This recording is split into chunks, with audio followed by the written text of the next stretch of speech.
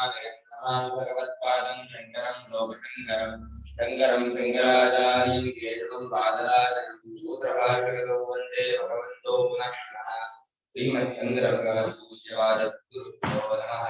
वन्देदं सच्चिदानन्दं यतिवर्यं महानवेदान्ताख्यं गुरुं प्रणतोऽस्मि सदाहं सम्प्रदाय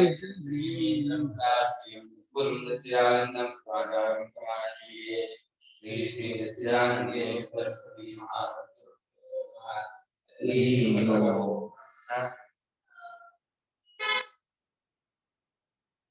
ಭಾಷ್ಯ ಆಗಿದ್ದ ಸರ್ವಭೂತಾದಿ ಕೌಂತೆಯ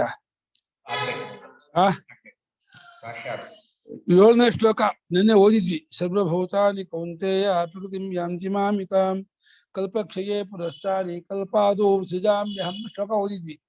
ಅಲ್ಲಿ ಮಾಮಿಕಾಂ ಪ್ರಕೃತಿ ಅನ್ನೋದು ಬಹಳ ಮುಖ್ಯವಾದ ಪದ. ನನ್ನದಾಗಿರುವ ಪ್ರಕೃತಿಯಲ್ಲಿ ನನ್ನ ಅಧೀನ, ನನ್ನಲ್ಲಿ ಕಲ್ಪಿತ ಅಂತ ಅರ್ಥ. ಆಳು ಯಜಮಾನ ಅಧೀನ, ಮಗ ತಂದೆ ಅಧೀನ, ಶಿಷ್ಯ ಗುರುವಿನ ಅಧೀನ, ಹಾಗೆ ಅಧೀನ ಅಲ್ಲ, ಹಾವು ಹಗ್ಗದ ಅಧೀನ ಅನ್ನೋ ಹಾಗೆ ಅದರಲ್ಲೇ ಕಲ್ಪಿತವಾಗಿರೋದು. ಅದನ್ನೇ ಮಾಮಿಕ ಅಂತ ಹೇಳ್ತಿದ್ದಾನೆ. ನನ್ನದಾಗಿರುವ ಪ್ರಕೃತಿಯನ್ನ ಅವಷ್ಟಭ್ಯಾನ ಹಿಡ್ಕೊಂಡು ನಾನು ಎಲ್ಲದನ್ನು ನಾನು ಸೃಷ್ಟಿ ಮಾಡ್ತೀನಿ, ಮತ್ತೆ ಕಲ್ಪಕ್ಕೆ ಎಲ್ಲವೂ ಅದರಲ್ಲೇ ಅಡಗಿಸ್ಕೊಳ್ತೀನಿ. ಕಲ್ಪ ಅದು ಕಲ್ಪದ ಆರಂಭ ಸೃಷ್ಟಿ ಮಾಡ್ತೀನಿ ಇಂದ. ಸರ್ವಭೂತಾನಿ ಕೌಂತೆಯ ಪ್ರಕೃತಿ ತ್ರಿಗುಣಾತ್ಮಿಕಾಂ ಅಪರಾಂ ನಿಕೃಷ್ಟಾಂ ಯಾಂತಿ ಮಾಮಿಕಾಂ ಮದೀಯಾಂ ಕಲ್ಪಕ್ಷಯೇ ಪ್ರಳಯಕಾಲೇ. ಸರ್ವಭೂತ ಶಬ್ದಕ್ಕೆ ಸರ್ವಶಬ್ದ ಸಂಕೋಚ ಮಾಡಿದೀನಿಯೇ ಎಲ್ಲ ಇಡೀ ಬ್ರಹ್ಮಾದಿ ಸ್ಥಾವರಾಂತವಾಗಿರೋ ಎಲ್ಲಾ ಪ್ರಾಣಿಗಳು, ಪಂಚಭೂತಗಳು, ಸಮಸ್ತ ನಾಮರೂಪಗಳು, ಚತುರ್ವಿಧ ಭೂತಗ್ರಾಮ, ಅದೆಲ್ಲವೂ ಕೂಡ ಕುಂತೆಯೇನೆ. ಪ್ರಕೃತಿಯನ್ನ ಅಂದ್ರೆ ನಾವು ಅವ್ಯಾಕೃತ ಅವ್ಯಕ್ತ ಅಂತೀವಿ, ಅದನ್ನು ಭಗವಂತ ಪ್ರಕೃತಿ ಅಂತ ಇದ್ದಾನೆ. ಅದಕ್ಕೆ ಭಾಷ್ಯಕಾರರು ಸಾಂಖ್ಯರ ಪ್ರಕ್ರಿಯೆ ಅವಲಂಬಿಸಿಕೊಂಡು ತ್ರಿಗುಣಾತ್ಮಕವಾದ ಅಪರಾ ಪ್ರಕೃತಿ ಮಾಯಾ ನಿಕೃಷ್ಟವಾದದ್ದು ಅಂತ. ನಿಕೃಷ್ಟ ಯಾಕೆ ಅಂದ್ರೆ ಅದು ಅವಿದ್ಯಾ ಕಲ್ಪಿತವಾದದ್ದು ನಿಕೃಷ್ಟ, ಅದು ಪರಮಾರ್ಥವಲ್ಲ. ಅದು ಸತ್ವದ ಸಮಗುಣಗಳ ಸಾಮ್ಯಾವಸ್ಯಾದಿಂದ ತ್ರಿಗುಣಾತ್ಮಿಕ. ತ್ರಯಃ ಗುಣಾಃ ಯಸ್ಯಾಃ ಸಾ ತ್ರಿಗುಣಾತ್ಮಿಕ. ತ್ರಿಗುಣಾಯಾಃ ಭಾವಃ ತ್ರಿಗುಣಸ್ಯ ಭಾವಃ ತ್ರಿಗುಣಾತ್ಮಿಕ. ತ್ರಯಃ ಗುಣಃ ಯಸ್ಯಾಃ ಸಾ ತ್ರಿಗುಣಾ ಮಾಡೋದು. ತ್ರಿಗುಣಾಯಾಃ ಭಾವಃ ತ್ರಿಗುಣಾತ್ಮಿಕ ತಾಂ ತ್ರಿಗುಣಾತ್ಮಿಕಾಂ. ಆ ಅಪರಾಧ ನಿಕೃಷ್ಟವಾಗಿರುವ ಕೀಳಾದ ಪ್ರಕೃತಿ, ಅವಿದ್ಯಾಕಲ್ಪಿತವಾದ ಪ್ರಕೃತಿಯನ್ನ ಹೊಂದುತ್ತವೆ. ಅದು ಮದೀಯ, ನನ್ನದಾಗಿರುವ, ನನ್ನ ಅಧೀನವಾಗಿರುವ, ನನ್ನಲ್ಲಿ ಕಲ್ಪಿತವಾಗಿರುವ ಆ ಪ್ರಕೃತಿಯನ್ನು ಹೊಂದುತ್ತೆ. ಯಾವಾಗ ಅಂದ್ರೆ ಕಲ್ಪಕ್ಷಯದಲ್ಲಿ, ಪ್ರಳಯ ಕಾಲದಲ್ಲಿ. ಕಲ್ಪ ಅಂದ್ರೆ ಹಿರಣ್ಯಗರ್ಭನ ಒಂದು ಹಗಲಿಗೆ ಒಂದು ಕಲ್ಪ ಅಂತ. ಹಗಲಾಯ್ತು ರಾತ್ರಿ ಆಯ್ತು ಅಂದ್ರೆ ಎಲ್ಲ ಆಡಬೇಕು, ಮತ್ತೆ ಅವನ ಹಗಲಲ್ಲಿ ಎದ್ಕೊಳ್ಳುತ್ತೆ, ರಾತ್ರಿ ಪ್ರಳಯ ಆಯ್ತು. ಪುನಃ ಭೂಯಃ ತಾನಿ ಭೂತಾನಿ ಉತ್ಪತ್ತಿ ಕಾಲೇ ಕಲ್ಪಾದೋ ವಿಸೃಜಾಮಿ ಉತ್ಪಾದಯಾಮಿ ಅಹಂ ಪೂರ್ವವತ್. ಮತ್ತೆ ಪುನಃ ಮೂಲದ ಪುನಃ ಇದೆ, ಅದಕ್ಕೆ ಭೂಯಃ ಅಂದ್ರು. ಮತ್ತೊಮ್ಮೆ ಆ ಭೂತಗಳನ್ನ ಅಂದ್ರೆ ಬ್ರಹ್ಮಸ್ಥಾವರ ಅಂತೆಲ್ಲ ಭೂತಗಳನ್ನ ಉತ್ಪತ್ತಿ ಕಾಲದಲ್ಲಿ, ಕಲ್ಪದ ಆರಂಭದಲ್ಲಿ. ಒಂದೊಂದು ಕಲ್ಪಕ್ಕೂ ಎಷ್ಟೋ 71,000 ಯುಗ ಆಗತ್ತಂತೆ. 71,000 ಯುಗ ಆದ್ರೆ ಒಂದು ಕಲ್ಪ ಆಗತ್ತೆ. ಕಲ್ಪಕಾಲದಲ್ಲಿ ಸೃಷ್ಟಿ ಮಾಡ್ತೀನಿ, ಉಂಟು ಮಾಡ್ತೀನಿ ನಾನು ಅವುಗಳನ್ನು ಹಿಂದಿನಂತೆ. ಧಾತ ಯಥಾಪೂರ್ವಮ ಕಲ್ಪಯಿತು ಇದೆಯಲ್ಲ, ಬ್ರಹ್ಮನು ಹಿಂದಿನ ಕಲ್ಪದಂತೆ ಸೃಷ್ಟಿ ಮಾಡ್ತಾನಂತೆ. ನಮಗೆ ನಾವು ಕನಸಿಗೆ ಹೋದ್ರು ಕೂಡ ಇದೇ ತರಹ ಪಂಚಭೂತಗಳೇ ಅಲ್ಲವೇ. ಕನಸಿನಲ್ಲಿ ಬೇರೆ ಪಂಚಭೂತ ಇಲ್ಲ, ಇದೇ ಸಹ ಸಾವಜಂಗಮೇ, ನಾಮರೂಪವೇ. ತತ್ತತ್ಕಾಲ ವ್ಯಕ್ತಿ ಹೆಸರು ಆಕಾರ ಚೇಂಜ್ ಆಗ್ಬೋದು, ಆಕೃತಿ ಇದೆಯಲ್ಲ ಸಾಮಾನ್ಯ. ಪಂಚಭೂತ ಅನ್ನೋದು, ಮನುಷ್ಯ ಅನ್ನೋದು, ಪಶುಪಕ್ಷಿ ಅನ್ನೋದು ಅದು ಹಾಗೇ ಇರುತ್ತೆ. ಪಶುಪಕ್ಷಿ ಅಕಸ್ಮಾತ್ ಒಂದು ಪಶುವಿಗೆ 3 ಕೋಡ್ ಕಾಣಬಹುದು, ಅಥವಾ ಮನುಷ್ಯನಿಗೆ 2 ತಲೆ ಕಾಣ್ಬೋದು, ಇನ್ನೇನು ವಿಕೃತಿ ಕಾಣ್ಬೋದು. ಅನುಮಾನಕ್ಕೆ ಪಶು ಜಾತಿ ಮನುಷ್ಯ ಜಾತಿ ಬಿಟ್ಟು ಹೋಗಲ್ಲ, ಎಲ್ಲರಿಗೂ ಹಾಗಿರ್ಬೇಕು ಅಂತ ಏನಿಲ್ಲ. ಬಟ್ ಈ ಪ್ರತಿಯೊಂದು ಸೃಷ್ಟಿಯಲ್ಲೂ ಈ ರೀತಿ ಹಿಂದಿನಂತೆಯೇ ಸೃಷ್ಟಿ ಮಾಡ್ತೀನಿ ಅಂತದ್ರಿಂದ ಏನಾಯ್ತು, ಎಲ್ಲಾ ಕಲ್ಪಕ್ಕೂ ಇದೇ ಪಂಚಭೂತಗಳು, ಇದೇ ನಾಮರೂಪಗಳು, ಇದೇ ಕಾಲದೇಶಗಳು ಅಂತ ಆಯ್ತು. ಹೀಗೆ ಏನು ನಾವು ಮತ್ತೆ ಮುಂದಿನ ಕಲಿಯುಗದಲ್ಲಿ ಹೀಗೆ ಬಂದು ಇಲ್ಲಿ ಪಾಠ ಹೇಳ್ತಾ ಇರ್ತೀವಿ ಅರ್ಥ ಅಲ್ಲ. ಅದಕ್ಕೆ ಅದ ಎಲ್ಲಾ ಕಲ್ಪಕ್ಕೂ ನಾವು ಪಾಠ ಹೇಳ್ತಾನೆ ಇರ್ತೀವಿ ಕಲಿಯುಗದಲ್ಲಿ ಎಷ್ಟಾಗಿದ್ದು ಹಾಗಂತ ಅಲ್ಲ. ಒಟ್ಟು ಮನುಷ್ಯರು, ಪಂಚಭೂತಗಳು, ನಾಮರೂಪಗಳು, ಕಾಲದೇಶಗಳು ಎಲ್ಲ ಭೂತ ಪಂಚ ಕಲ್ಪಕ್ಕೂ ಸಮಾನ. ಕರ್ಮಾನುಸಾರ ಪ್ರಾಣಿಗಳು ಬೇರೆ ಬೇರೆ ತರ ಹುಡ್ತಾರೆ. ದಪ್ಪ ಇರ್ತಾರೆ, ಗಂಡು ಹೆಣ್ಣಾಗುತ್ತಾರೆ, ಪಕ್ಷಿಯಾಗಿ ಹುಡ್ತಾರೆ, ಪ್ರಾಣಿ ಏನೋ ಹುಡ್ತಾರೆ. ಬಟ್ ಅವುಗಳನ್ನು ಸೃಷ್ಟಿ ಮಾಡ್ತಾ ಹೋಗ್ತೀನಿ ಇಂದ ಇದು ಸೃಷ್ಟಿ ಮಾಡ್ತೀನಿ ಇಂದ ಆರೋಪಿತ ಕರ್ತೃತ್ವ. ಪ್ರಕೃತಿ ನಿಮಿತ್ತವಾಗಿ ನಡೆಯೋದನ್ನ ಮಯಾಧ್ಯಕ್ಷೇನ ಪ್ರಕೃತಿ ಹೀತಾನೆ. ಪರಮಾತ್ಮನ ಅಧ್ಯಕ್ಷತೆಯಿಂದ ಅಧ್ಯಕ್ಷತೆಯಲ್ಲಿ ಪರಮಾತ್ಮನ ಅಧ್ಯಕ್ಷತೆಯಲ್ಲಿ ಪ್ರಕೃತಿ ಜಗತ್ತನ್ನು ಜಗದಾಕಾರ ಆಗೋದನ್ನೇ ನಾನ್ ಮಾಡ್ತೀನಿ ಅಂತ ಅಂತಿದ್ದಾನೆ. ಈ ಕುಂಬಾರ ಮಾಡೋ ಹಾಗೆ ಪರಮಾತ್ಮ ಮಾಡೋಲ್ಲ. ಪರಮಾತ್ಮನಿಗೆ ಕರ್ತೃತ್ವ ನೇರವಾಗಿಲ್ಲ, ಅವಿಕ್ರಿಯೂ ಇಲ್ಲ. ಪ್ರಕೃತಿ ಸ್ವಾಮವಷ್ಟಭ್ಯ ವಿಸೃಜಾಮಿ ಪುನಃ ಪುನಃ ಭೂತಗ್ರಾಮಮಿಮಂ ಕೃಚ್ಛ್ನಂ ಅವಶಂ ಪ್ರಕೃತಿರ್ವಶಾತ್.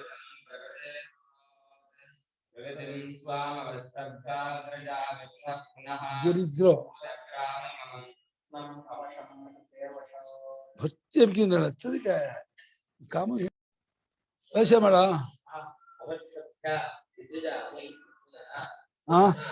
ಲೇ ನೀಟ್ಗೋ ಇದೇ ಸ್ವಾಂ ಅವಷ್ಟಭ್ಯ ನಿಮ್ಮ ಕಲ್ಯಾಣ ಪುನಃ ಪುನಃ ಭೂತಗ್ರಾಮಂ ಇಮಂ ಕೃತ್ಸ್ನಂ ಅವಶಂ ಪ್ರಕೃತೇಃ ವಶಾತ್. ಇಮಂ ಪ್ರಕೃತಿ ಮುಂದೆ ಇಮಾಂ ಪ್ರಕೃತಿ, ಈ ನನ್ನ ಪ್ರಕೃತಿಯನ್ನ, ಪ್ರಕೃತಿ ಶಬ್ದ ಸ್ಟೀರಿಂಗ್ ಅಂತಾರೆ. ಹಾಗೆ ಇಮಾಂ ಪ್ರಕೃತಿ ಸ್ವಾಂ ನನ್ನದಾಗಿರುವ ಈ ಪ್ರಕೃತಿಯನ್ನ ಅವಷ್ಟಭ್ಯಾನ್ ಏನೋ ಅವನ ಹಿಡಿದಿಟ್ಕೊಂಡು ಆಶ್ರಿತ್ಯ ಅದನ್ನ ಅವಲಂಬಿಸಿಕೊಂಡು ದರ್ಶ ಪುನಃ ಪುನಃ ವಿಸರ್ಜಾಮಿ ಮತ್ತೆ ಮತ್ತೆ ಪ್ರತಿಕಲ್ಪದ ಸೃಷ್ಟಿ ಮಾಡ್ತಾನೇ ಇರ್ತೀವಿ. ಅನ್ಸುತ್ತೆ ಅವ್ನು ಬೇಜಾರಾಗಲ್ವಾ ಅಂತ.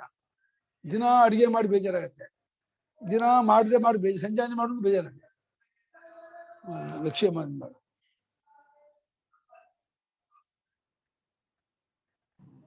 ನಾವೇ ಪ್ರತಿ ಎಚ್ಚರದಲ್ಲೂ ನಾವು ಮಾಡ್ಕೋತೀವಿ, ನಿಮ್ಗೆ ಅನ್ಸಿಲ್ಲ. ಕನಸು ಬೀಳತ್ತೆ, ಕನಸು ಬರುತ್ತೆ ಅನ್ಕೊಂಡಿದೀವಿ. ಅಲ್ಲ, ಇಷ್ಟು ಕೇಳಿದ್ಮೇಲೆ ಯೋಚನೆ ಮಾಡಿದ್ರೆ ಪರಮಾತ್ಮ ಸೃಷ್ಟಿ ಮಾಡ್ತಾನೆ ಅನ್ನಕ್ಕಿಂತ ನಾವೇ ಮಾಡ್ಕೋತೀವಿ, ನಮಗೆ ಬೇಜಾರಿಲ್ಲ ಅಂತ ಹೇಳ್ಬೋದಲ್ವಾ ಅಂತ. ಖಂಡಿತ ಹೇಳ್ಬೋದು, ಅದೇನ್ ತಪ್ಪಿಲ್ಲ. ಅದೇ ಲೋಕದವರಿಗೆ ಕನ್ವಿನ್ಸ್ ಮಾಡಕ್ಕಾಗಲ್ಲ ಇದನ್ನ. ಕನಸಾದ್ರೆ ಇಂಡಿವಿಜುವಲ್ ಆಗತ್ತೆ ಅಂತಾರೆ. ಈಗ ಈ ಸೃಷ್ಟಿಯನ್ನು ನಾವು ಮಾಡ್ಕೋತೀವಿ ಜನರಿಗೆ ಹೇಳಿದ್ರೆ ನಾವು ಸೃಷ್ಟಿ ಮಾಡ್ಕೊಂಡಿದೀವ, ನಮ್ಮನ್ನು ಹುಲ್ಕಟ್ಟಿ ಸೃಷ್ಟಿ ಮಾಡಕ್ಕಾಗಲ್ಲ, ನಮ್ಮನ್ನು ಹಲ್ ನೋವು ತಲೆನೋವು ವಾಸಿ ಮಾಡ್ಕೊಳಕ್ಕಾಗಲ್ಲ, ನಾವೆಂತ ಸೃಷ್ಟಿ ಮಾಡ್ಕೊಂಡಿವಿ ಹೀಗೆ ವಾದ ಮಾಡ್ತಾರೆ. ಅಲ್ಲ, ಎಚ್ಚರ ಕನಸು ಎರಡು ಒಂದೇ, ಎರಡು ಎಚ್ಚರ ಅಥವಾ ಎರಡು ಕನಸು ಅಂತ ಇಟ್ಕೊಂಡಾಗ ಪ್ರತಿ ಕಲ್ಪ ಸೃಷ್ಟಿ ಪರಮಾತ್ಮ ಮಾಡ್ತಾನೆ ಅನ್ನೋದೇನ್ ನಾವೇ ಮಾಡ್ಕೋತಾ ಇದೀವಿ ಅಂತ. ಅದೇ ಪರಮಾತ್ಮ ಬೇರೆ ಅಲ್ಲ, ನಾವು ಬೇರೆ ಅಲ್ಲ. ಪರಮಾತ್ಮ ಮಾಡ್ತಾನೆ ಅಂದ್ರೆ ನಾವು ಮಾಡ್ತಿದ್ದೆ ಅರ್ಥ. ಅಲ್ಲಿ ಜನರು ಅಂದ್ಕೊಂಡು ನಾವು ಬೇರೆ, ನಾವು ನಿಜವಾಗಿ ನಾವು ಆಗಿರೋದು ಬೇರೆ. ನಾವ್ ಅಂದ್ಕೊಂಡು ನಾವು ಸೃಷ್ಟಿ ಮಾಡೋಲ್ಲ, ನಿಜವಾಗಿ ನಾವ್ ಏನ್ ಆಗಿದ್ದೀವೋ ಅದನ್ನ ಇಟ್ಕೊಂಡೆ ತೋರುತ್ತೆ, ಅದನ್ನ ನಾವು ಸೃಷ್ಟಿ ಮಾಡ್ತೀವಿ ಅಂತೀವಿ. ನಾವು ಮಾಡಿರೋ ಸೃಷ್ಟಿಯಲ್ಲಿ ನಾನು ಅನ್ಕೊಳ್ತಿರೋದು ಒಂದು ಪಾತ್ರ. ಆಮೇಲೆ ನಾನ್ ಸೃಷ್ಟಿ ಮಾಡ್ತೀನಿ ವೇದಾಂತ ಹೇಳಿದ್ರು, ಅದು ಕರ್ತೃತ್ವ, ಆರೋಪಿತ ಕರ್ತೃತ್ವ ಹೊರತು ಸಾಕ್ಷಾತ್ ಕರ್ತೃತ್ವ ಇಲ್ಲ.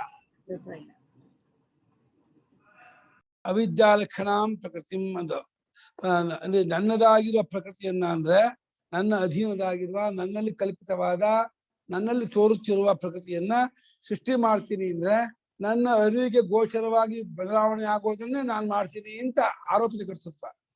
ಈ ಭೂತಗ್ರಾಮ ಎಲ್ಲವನ್ನೂ ಕೃತ್ಸಂ ಸಂಪೂರ್ಣವಾಗಿ ಇದೆಲ್ಲವನ್ನೂ ಅವಶಂ ಅಸ್ವತಂತ್ರವಾಗಿ ಪ್ರಕೃತಿಯ ವಶದಿಂದ ಅವಶ್ಯವಾಗಿ ಎಲ್ಲವನ್ನೂ ಮಾಡ್ತೀನಿ ಅಂತ. ಇದು ಹುಟ್ಟುವಾಗೂ ಯಾರಿಗೂ ಸ್ವಾತಂತ್ರ್ಯ ಇಲ್ಲ, ಇದಿಲ್ಲ. ಇಷ್ಟಪಟ್ಟು ನಾನು ಗಂಡಾಗಿ ಹುಡ್ತೀನಿ, ಹೆಣ್ಣಾಗಿ ಹುಡ್ತೀನಿ, ಮನುಷ್ಯ ಏನು ಅನ್ನೋಕ್ಕಾಗಲ್ಲ.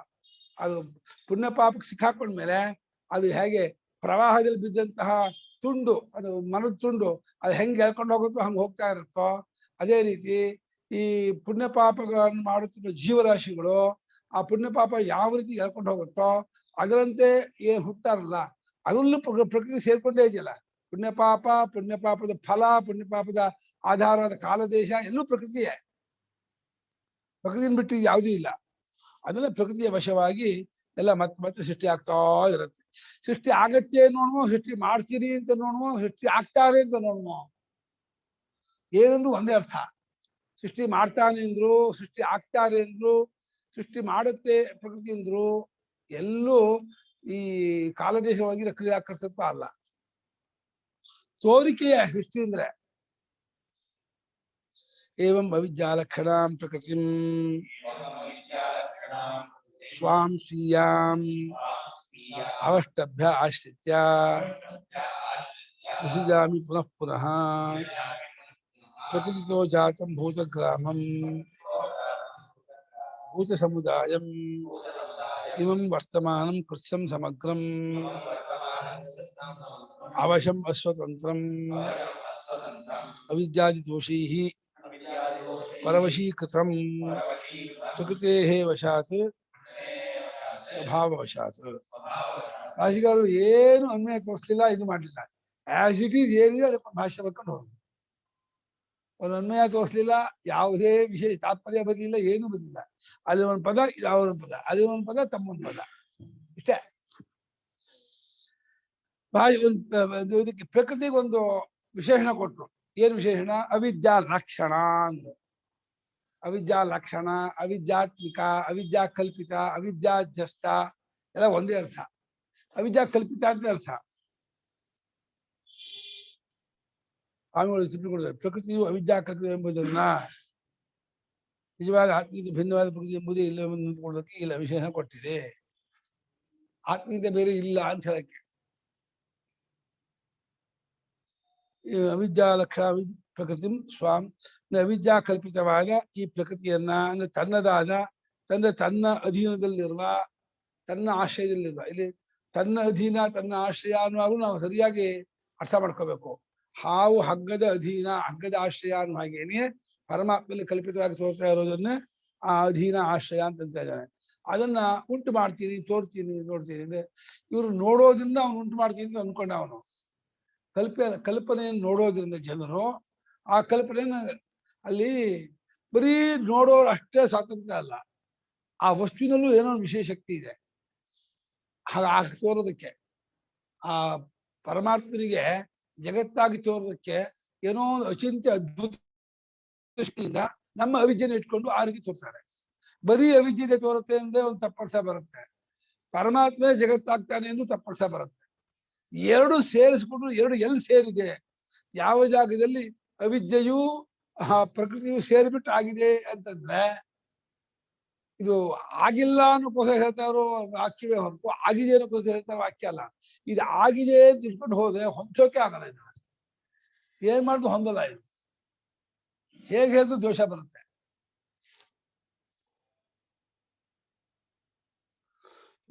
ಇದನ್ನ ಉಂಟು ಮಾಡುತ್ತೇನೆ. ಏನಂತ ಇದ್ದೀರಾ? ಸೃಷ್ಟಿ ಆಗಿಲ್ಲ, ಆಗಿದೆ ಅಂತ ಅಂದ್ರೆ ತಪ್ಪಾಗುತ್ತೆ ಅಂತ ಇರೋದಾ ನೀವು? ಸೃಷ್ಟಿ ಆಗಿದೆ ಅಂದ್ರೆ ತಪ್ಪಾಗುತ್ತೆ. ಸೃಷ್ಟಿ ಆಗಿದೆ ಅಂದ್ರೆ ಯಾಕಾಯ್ತು, ಯಾರು ಮಾಡಿದ್ದು, ಅವನು ಹೇಗ್ ಮಾಡ್ದ, ಈ ಪ್ರಶ್ನೆಗಳ ಉತ್ತರ ಕೊಡಕ್ ಆಗೋದೇ ಇಲ್ಲ. ಯಾಕೆ ಮಾಡ್ದ ಪರಮಾತ್ಮ, ಅವ್ನಿಗೆ ಅವ್ನು ಸುಮ್ಮನೆ ಏನಾಗ್ತಿತ್ತು, ಅವ್ನು ಸೃಷ್ಟಿ ಮಾಡದೇ ಇದ್ದಿದ್ದ ಯಾರಾದ್ರೂ ಕಂಪ್ಲೇಂಟ್ ಮಾಡ್ತಿದ್ರ, ಜಗಳ ಮಾಡ್ತಿದ್ದ ಯಾಕೆ ಸೃಷ್ಟಿ ಮಾಡಿಲ್ಲ ಅಂತ? ಅಥವಾ ಪರಮಾತ್ಮ ಜಗಳ ಮಾಡೋ ತಾಕತ್ತಾದ್ರು ಯಾರಿಗಾರು ಇದೆ? ಸೃಷ್ಟಿ ಮಾಡದೆ ಹೋದ್ರೆ ಏನ್ ತೊಂದರೆ ಇಲ್ಲ.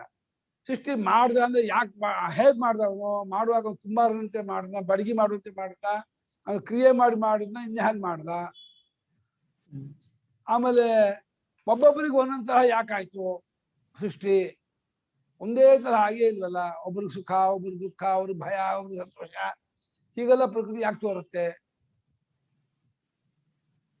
ಒಬ್ರಿಗೆ ಉಂಟು ಐಶ್ವರ್ಯ ಉಂಟು, ಒಬ್ರಿಗೆ ಐಶ್ವರ್ಯ ಇಲ್ಲ, ಒಬ್ರಿಗೆ ಆರೋಗ್ಯ ಉಂಟು, ಒಬ್ರಿಗೆ ಆರೋಗ್ಯ ಇಲ್ಲ, ಒಬ್ರಿಗೆ ವಿದ್ಯೆ ಉಂಟು, ಒಬ್ರಿಗೆ ವಿದ್ಯೆ ಇಲ್ಲ. ಹೀಗೆಲ್ಲ ಯಾಕೆ ಬಂತು? ಪರಮಾತ್ಮ ಹೀಗೆಲ್ಲ ಯಾಕೆ ಮಾಡ್ದ? ನಾವು ಮಾಡ್ಕೊಂಡ್ಮೇಲೆ ನಾವ್ ಯಾಕೆ, ನಮ್ ಕೈಯಲ್ಲಿ ಏನ್ ಸ್ವಾತಂತ್ರ್ಯ ಇದೆ? ನಮ್ದು ಅಂದ್ರಲ್ಲ ಗುರುಗಳೇ, ಈಗ ತಾನೇ ಅದು ಯಾತಕ್ ಒಂದು ತರಾನೇ ತೋರ್ಕೊಳ್ಳುತ್ತೆ ಏನೋ ಅಂತ ಹೇಳ್ತಾ ಇದ್ರಿ. ಅದು ಅಲ್ಲ, ತೋರ್ಕೊಳುತ್ತೆ ಅಂದ್ರು ಎಲ್ಲರಿಗೂ ಒಂದೇ ತರ ತೋರ್ಕೊಳ್ಬೇಕಾಗಿತ್ತಲ್ಲ. ತೋರ್ಕೊಳ್ಬೇಕಾದಾಗ ವ್ಯತ್ಯಾಸವಾಗಿ ಯಾಕೆ ತೋರ್ಕೊಳ್ಬೇಕು? ಆ ವ್ಯತ್ಯಾಸಕ್ಕೆ ಏನ್ ಕಾರಣ? ಪರಮಾತ್ಮನಲ್ಲಿರೋ ಗುಣವೋ, ನೋಡೋರಲ್ಲಿರೋ ಗುಣವೋ, ಅಂದ್ರೆ ಪರಮಾತ್ಮನು ನೋಡೋರು ಕರ್ಮ ಕಾರಣವೋ? ಕರ್ಮ ಎಲ್ಲಿತ್ತು? ಕರ್ಮ ಯಾಕೆ ಬಂತು? ಮೊದಲು ಹೇಗೆ ಕರ್ಮ ಬಂತು? ಮೊದಲು ಯಾಕೆ ಕರ್ಮ ಮಾಡಕ್ ಯಾಕೆ ಇದಾದ್ರು? ಮೊದಲು ದೇಹ ಬಂತು, ಮೊದಲು ಕರ್ಮ ಬಂತು. ಕರ್ಮ ಮಾಡಕ್ ದೇಹ ಬೇಕು, ದೇಹ ಬಂದಾಗ ಕರ್ಮ ಬರ್ಬೇಕು. ಕರ್ಮ ಮಾಡ್ದೇನೆ ದೇಹ ಬರಲ್ಲ, ದೇಹ ಬರ್ದೇನೆ ಕರ್ಮ ಮಾಡಕ್ಕಾಗಲ್ಲ. ಯಾವ್ದು ಮುಂಚೆ? ಏನನ್ನೂ ಹೊಂದ್ಸೋಕ್ಕಾಗಲ್ಲ. ಇದು ಅಂಧ ಪರಂಪರಾ ಏಷ ಅನಾದಿತ್ವ ಕಲ್ಪನಾ. ಇದೆಲ್ಲ ಆಗಿಲ್ಲ ಅಂತ ಹೇಳಕ್ ಇದೆಲ್ಲ ಇದು ಪ್ರೂಫ್ಗಳು. ಆಗಿಲ್ಲ ಬರೀ ತೋರಿಕೆ ಅಂತ. ಪ್ರಕೃತಿಯಿಂದ ಉಂಟಾದ ಈ ಗೀತೆಯಲ್ಲಿ ಎಲ್ಲೋ ಆಗಿಲ್ಲ ಅನ್ನೋ ವಿಚಾರ ಹೊಸ್ಕೊಡೋದೇ ಇಲ್ಲಪ್ಪ. ಈ ರೀತಿಯಾಗಿ ಹೇಳ್ತಾರೆ. ಪ್ರಕೃತಿಯಿಂದ ಉಂಟಾದ ಈ ಭೂತ ಸಮುದಾಯವನ್ನ ಇಲ್ಲಿರ್ತಕ್ಕದ್ದನ್ನ ಈ ಸಮಗ್ರವಾಗಿ ಎಲ್ಲವನ್ನೂ ಅವಶ್ಯವಾಗಿ ಅಸ್ವತಂತ್ರವಾಗಿ ಅವಿದ್ಯೆ ಮುಂತಾದ ದೋಷಗಳಿಂದ ಪರವಶೀಕೃತವಾಗಿದೆ, ಇನ್ನೊಂದು ಅಧೀನವಾಗಿದೆ. ಪರವಶೀಕೃತವಾಗಿರೋದು ಯಾವುದು? ಪ್ರಕೃತಿಯೋ, ಪ್ರಪಂಚವೋ, ಜನರೋ? ಪರವಶವಾಗಿರೋದು. ಜನರಲ್ಲಿ ಜನ ಅವಿದ್ಯೆ ಇರೋದು. ಜನ ಬಂದ ಅವರಲ್ಲಿದ್ದಂತಹ ವಿದ್ಯೆಗೆ ಅವರು ವಶರಾಗ್ಬಿಟ್ರ. ಅವ್ರು ಮಾಡ್ಕೊಂಡ ವಿದ್ಯೆಗೆ ಸ್ವತಂತ್ರವಾಗಿರುವ ಅವಿದ್ಯಾ ಕಾಮಕರ್ಮಗಳು ಪ್ರಾಣಿಗಳಿಗೆ ಸ್ವಾಭಾವಿಕ. ಈ ಜ್ಞಾನದಿಂದ ಇವುಗಳ ನಾಶ. ಅವಿದ್ಯಾ ಕಾಮಕರ್ಮಗಳು ಪ್ರಾಣಿಗಳಿಗೆ ಸ್ವಾಭಾವಿಕ ಅಂತ ಆದ್ಮೇಲೆ ಪ್ರಾಣಿಗಳು ಅದಕ್ಕೆ ವಶವೋ, ಪ್ರಾಣಿಗಳಿಗೆ ಅದು ವಶವೋ? ಪ್ರಾಣಿಗಳು ಅವಕ್ಕೆ ವಶ ಅಂತ ಅಲ್ಲ, ಪ್ರಾಣಿಗಳಿಗೆ ಅವಿದ್ಯಾ ಕಾಮಕರ್ಮ ಬರೋಲ್ವಲ್ಲ. ಅಷ್ಟೆಲ್ಲ ಇದೆಲ್ಲ ಪ್ರಾಣಿಗಳು ಅವಕ್ಕೆ ವಶವಾಗಿ ಅಲ್ಲ, ಬೇರೆ ಎಲ್ಲರೂ ಇದ್ದಿದ್ದೆ ಅದಕ್ಕೆ ವಶ ಅಂತ ಹೋದು. ಪ್ರಾಣಿಗಳೇ ತೋರ್ಬೇಕು ಅವಿದ್ಯಾ ಕಾಮಕರ್ಮ. ಪ್ರಾಣಿಗಳಿಗೆ ಅವಿದ್ಯಾ ಕಾಮಕರ್ಮ ಬರೋದೇ ಇಲ್ಲ. ಪ್ರಾಣಿಗಳೇ ಆಶ್ರಯ ಅವಿದ್ಯಾ ಕಾಮಕರ್ಮಕ್ಕೆ. ಆಶ್ರಯ ಕೊಟ್ಟವುಗಳನ್ನೇ ವಶ ಮಾಡ್ಕೊಂಡ್ಬಿಡ್ತದೋ. ಇದು ಬರ್ತದೆ ಗೌಡಪಾದ ಏನಪ್ಪ ಹೆಂಗೆ ಯೋಚನೆ ಮಾಡಿ ಸೃಷ್ಟಿ ಹೊಂದ್ಸೋಕೆ ಆಗಲ್ಲ, ಪ್ರೂವ್ ಮಾಡೋಕೆ ಆಗಲ್ಲ. ಹೆಂಗೋ ಹೊಂದಿಸ್ಕೊಂಡು ಇಟ್ಕೋಬೇಕು. ಈ ಪ್ರಕೃತಿಗೆ ಅಧೀನವಾಗಿರುವ ಈ ಇದು ಸ್ವಭಾವಕ್ಕೆ ವಶವಾಗಿ ಭೂತಗಳೆಲ್ಲ ಉಂಟಾಗ್ತಾ ಇದೆ, ಪ್ರಾಣಿಗಳೆಲ್ಲ ಉಂಟಾಗ್ತಾ ಇದೆ. ಇದೊಂದು ಚಂದಮಾಮ ಕಥಾ ಇಷ್ಟ ಇದು. ಇದೊಂದು ಚಂದಮಾಮ ಏನ್ ಮಾಡುದು ಅಂತ ಪ್ರೂವ್ ಮಾಡೋದು. ಚಂದಮಾಮ ಕಥೆ ಎಲ್ಲ ಹೊಂದತ್ತೆ. ಪುರಾಣದಲ್ಲೆಲ್ಲ ಇದೇ ತರ ಇಟ್ಕೊಂಡೆ ಹೊಂದಿಸ್ಕೊಂಡು ಹೋಗ್ತಾರೆ. ಪುರಾಣ ಅಂತೂ ಮಹಾ ಫ್ರಾಡ್ ಅದು. ಬರೀ ಸುಳ್ಕಥೆ ಹೇಳ್ತಾರೆ. ಸುಳ್ಕಥೆ ಹೇಳೋದು ಎಕ್ಸ್ಪರ್ಟ್ ಅವರು ಪುರಾಣಕಾರರು. ಅದು ವಿವಕ್ಷಿತಾಂಶವನ್ನು ತಗೋಬೇಕೇ ಹೊರತು ಕಥೆಯನ್ ಮಾತ್ರ ನೋಡಕ್ ಹೋಗಲ್ಲ. ಬರೀ ಭಾಗವತಂ ಹೇಳ್ತಾ ಇರೋದಾ ನೀವು? ಎಲ್ಲವೂ ಅಷ್ಟೇ. ಭಾಗವತ ಏನು ನಮ್ಮ ಪುರಾಣ ಫಸ್ಟ್ ಭಾಗವತ ಬರೋದೇ ಇಲ್ಲ. ಹೇಗಾದ್ರೂ ಅದ್ವೈತ ಪ್ರತಿಪಾದನೆ ಮಾಡಿ ಸೃಷ್ಟಿ ಪ್ರಕ್ರಿಯೆಯನ್ನ ಅವಲಂಬಿಸಿಕೊಂಡು ಅದ್ವೈತ ಹೇಳ್ತೀನಿ ಅಂತ ಹೋಗ್ತಾ ಇದ್ದಾರೆ. ಸೃಷ್ಟಿ ವಿಚಾರದ ಮೂಲಕವಾಗಿ ಅದ್ವೈತ ಪ್ರತಿಪಾದನೆ ಮಾಡ್ತೀವಿ, ಅದರಿಂದಲೇ ಹುಟ್ಟಿ ಅದರಲ್ಲೇ ಇದ್ದು ಅದರಲ್ಲೇ ಅಡಗೋದ್ರಿಂದ ಅದೇ ಆಗಿದೆ, ಅದಕ್ಕಿಂತ ಬೇರೆ ಏನೂ ಇಲ್ಲ, ಅದರಿಂದ ಅದು ಅದ್ವೈತ. ಹುಟ್ಟಿದ್ ಯಾವ್ದಿಂದಲೋ ಎಲ್ಲ ಅಡಗುತ್ತೋ ಇರೋದು ಅಲ್ಲೇ, ಆದ್ರಿಂದ ಅದಕ್ಕಿಂತ ಬೇರೆ ಆಗಿಲ್ಲ, ಅದು ಅದ್ವೈತ ಸ್ವರೂಪವೇ ಈ ರೀತಿ ಎಲ್ಲ ತೋರ್ತಾ ಇದೆ. ಸೃಷ್ಟಿ ಪ್ರಕ್ರಿಯೆ ಅದ್ವೈತನ ಹೇಳಕ್ಕೆ ಉಪಾಯ ಅಷ್ಟೇ. ಉಪಾಯ ಸ್ವವತಾರಾಯ ನಾಸ್ತಿ ವೇದ ಕಥಂಚನ. ತರ್ಹಿ ತಸ್ಯತೆ ಈಶ್ವರ ಪರಮೇಶ್ವರಸ್ಯ ಭೂತಗ್ರಾಮಂ ಇಮಂ ವಿಷಮಂ ವಿದಧತಃ ತನ್ನಿಮಿತ್ತಾಭ್ಯಾಂ ಧರ್ಮಾಧರ್ಮಾಭ್ಯಾಂ ಸಂಬಂಧ ಸ್ಯಾದಿತಿ. ನಾನು ಸೃಷ್ಟಿ ಮಾಡ್ತೀನಿ, ನನ್ನಿಂದ ಸೃಷ್ಟಿ ಆಗತ್ತೆ ಅನ್ನೋದಾದರೆ ನೀ ಸಿಕ್ಕಾಕೊಂಡೆ ಅಂತಂದ ಪೂರ್ವಪಕ್ಷಿ. ಪರಮೇಶ್ವರನಾಗಿರುವ ಆ ನಿನಗೆ ಭೂತಗ್ರಾಮಗಳನ್ನು ಉಂಟು ಮಾಡುತ್ತಿರುವ ಆತನಿಗೆ ಯಾವ ರೀತಿ ಉಂಟು ಮಾಡ್ತಿದ್ಯಾ? ವಿಷಮವಾಗಿ, ವ್ಯತ್ಯಾಸವಾಗಿ ಉಂಟು ಮಾಡ್ತಾ ಇದೆಯಾ. ಕೆಲವರನ್ನ ದೇವತೆಗಳನ್ನಾಗಿ, ಕೆಲವರನ್ನ ಋಷಿಗಳು, ಕೆಲವರು ಮನುಷ್ಯರು, ಕೆಲವು ಪ್ರಾಣಿಗಳು, ಪಶುಪಕ್ಷಿ ಪ್ರಾಣಿಗಳು, ಕ್ರಿಮಿಕೀಟಗಳು, ಈ ಗಿಡಮರ ಬಳ್ಳಿಗಳು, ಈ ವ್ಯತ್ಯಾಸವಾಗಿ ಸೃಷ್ಟಿ ಮಾಡುತ್ತಿರುವ ನಿನಗೆ ಅದಕ್ಕೆ ನಿಮಿತ್ತವಾದ ಧರ್ಮಾಧರ್ಮಗಳನ್ನು ಇಟ್ಕೊಂತಾನೆ ಮಾಡ್ಬೇಕು. ಆ ಧರ್ಮಾಧರ್ಮಗಳ ಸಂಬಂಧ ನಿನಗಿದೆ ಅಂತಾಯ್ತು. ನೀನು ಧರ್ಮಾಧರ್ಮಗಳ ಸಂಬಂಧದಿಂದ ಎಲ್ಲವನ್ನು ವ್ಯತ್ಯಾಸವಾಗಿ ಉಂಟು ಮಾಡ್ತೀಯ ಅಂದ್ರೆ ನಿನಗೂ ಆ ಧರ್ಮಾಧರ್ಮ ಸಂಬಂಧ ಇದೆ ಅಂತ ಆಯ್ತಲ್ಲ ಅಂತಂದ್ರೆ ಅದಕ್ಕೆ ಭಗವಂತ ಉತ್ತರ ಕೊಡ್ತಾರೆ. ಇದವಾಹ ಅಚಮಾಂತಾನಿ ಕರ್ಮಾಣಿ ನಿಬದ್ಧಂತಿ ಧನಂಜಯ ಉದಾಸೀನವದಾಸೀನಂ ಅಸಕ್ತಂತೇಷು ಕರ್ಮಸೋ.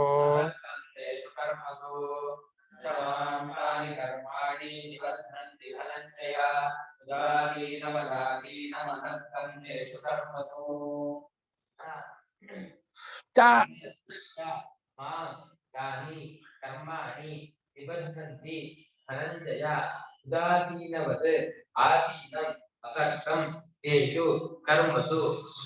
ಧರ್ಮಾಧರ್ಮಗಳನ್ನ ಉಂಟು ಮಾಡ್ತೀನಿ ಅಂದ್ರೆ ಧರ್ಮಾಧರ್ಮ ಪ್ರಾಣಿಗಳಿಂದ ಪರಮೇಶ್ವರಿಂದ. ಪ್ರಾಣಿಗಳು ಧರ್ಮಾಧರ್ಮ ತಾನೆ.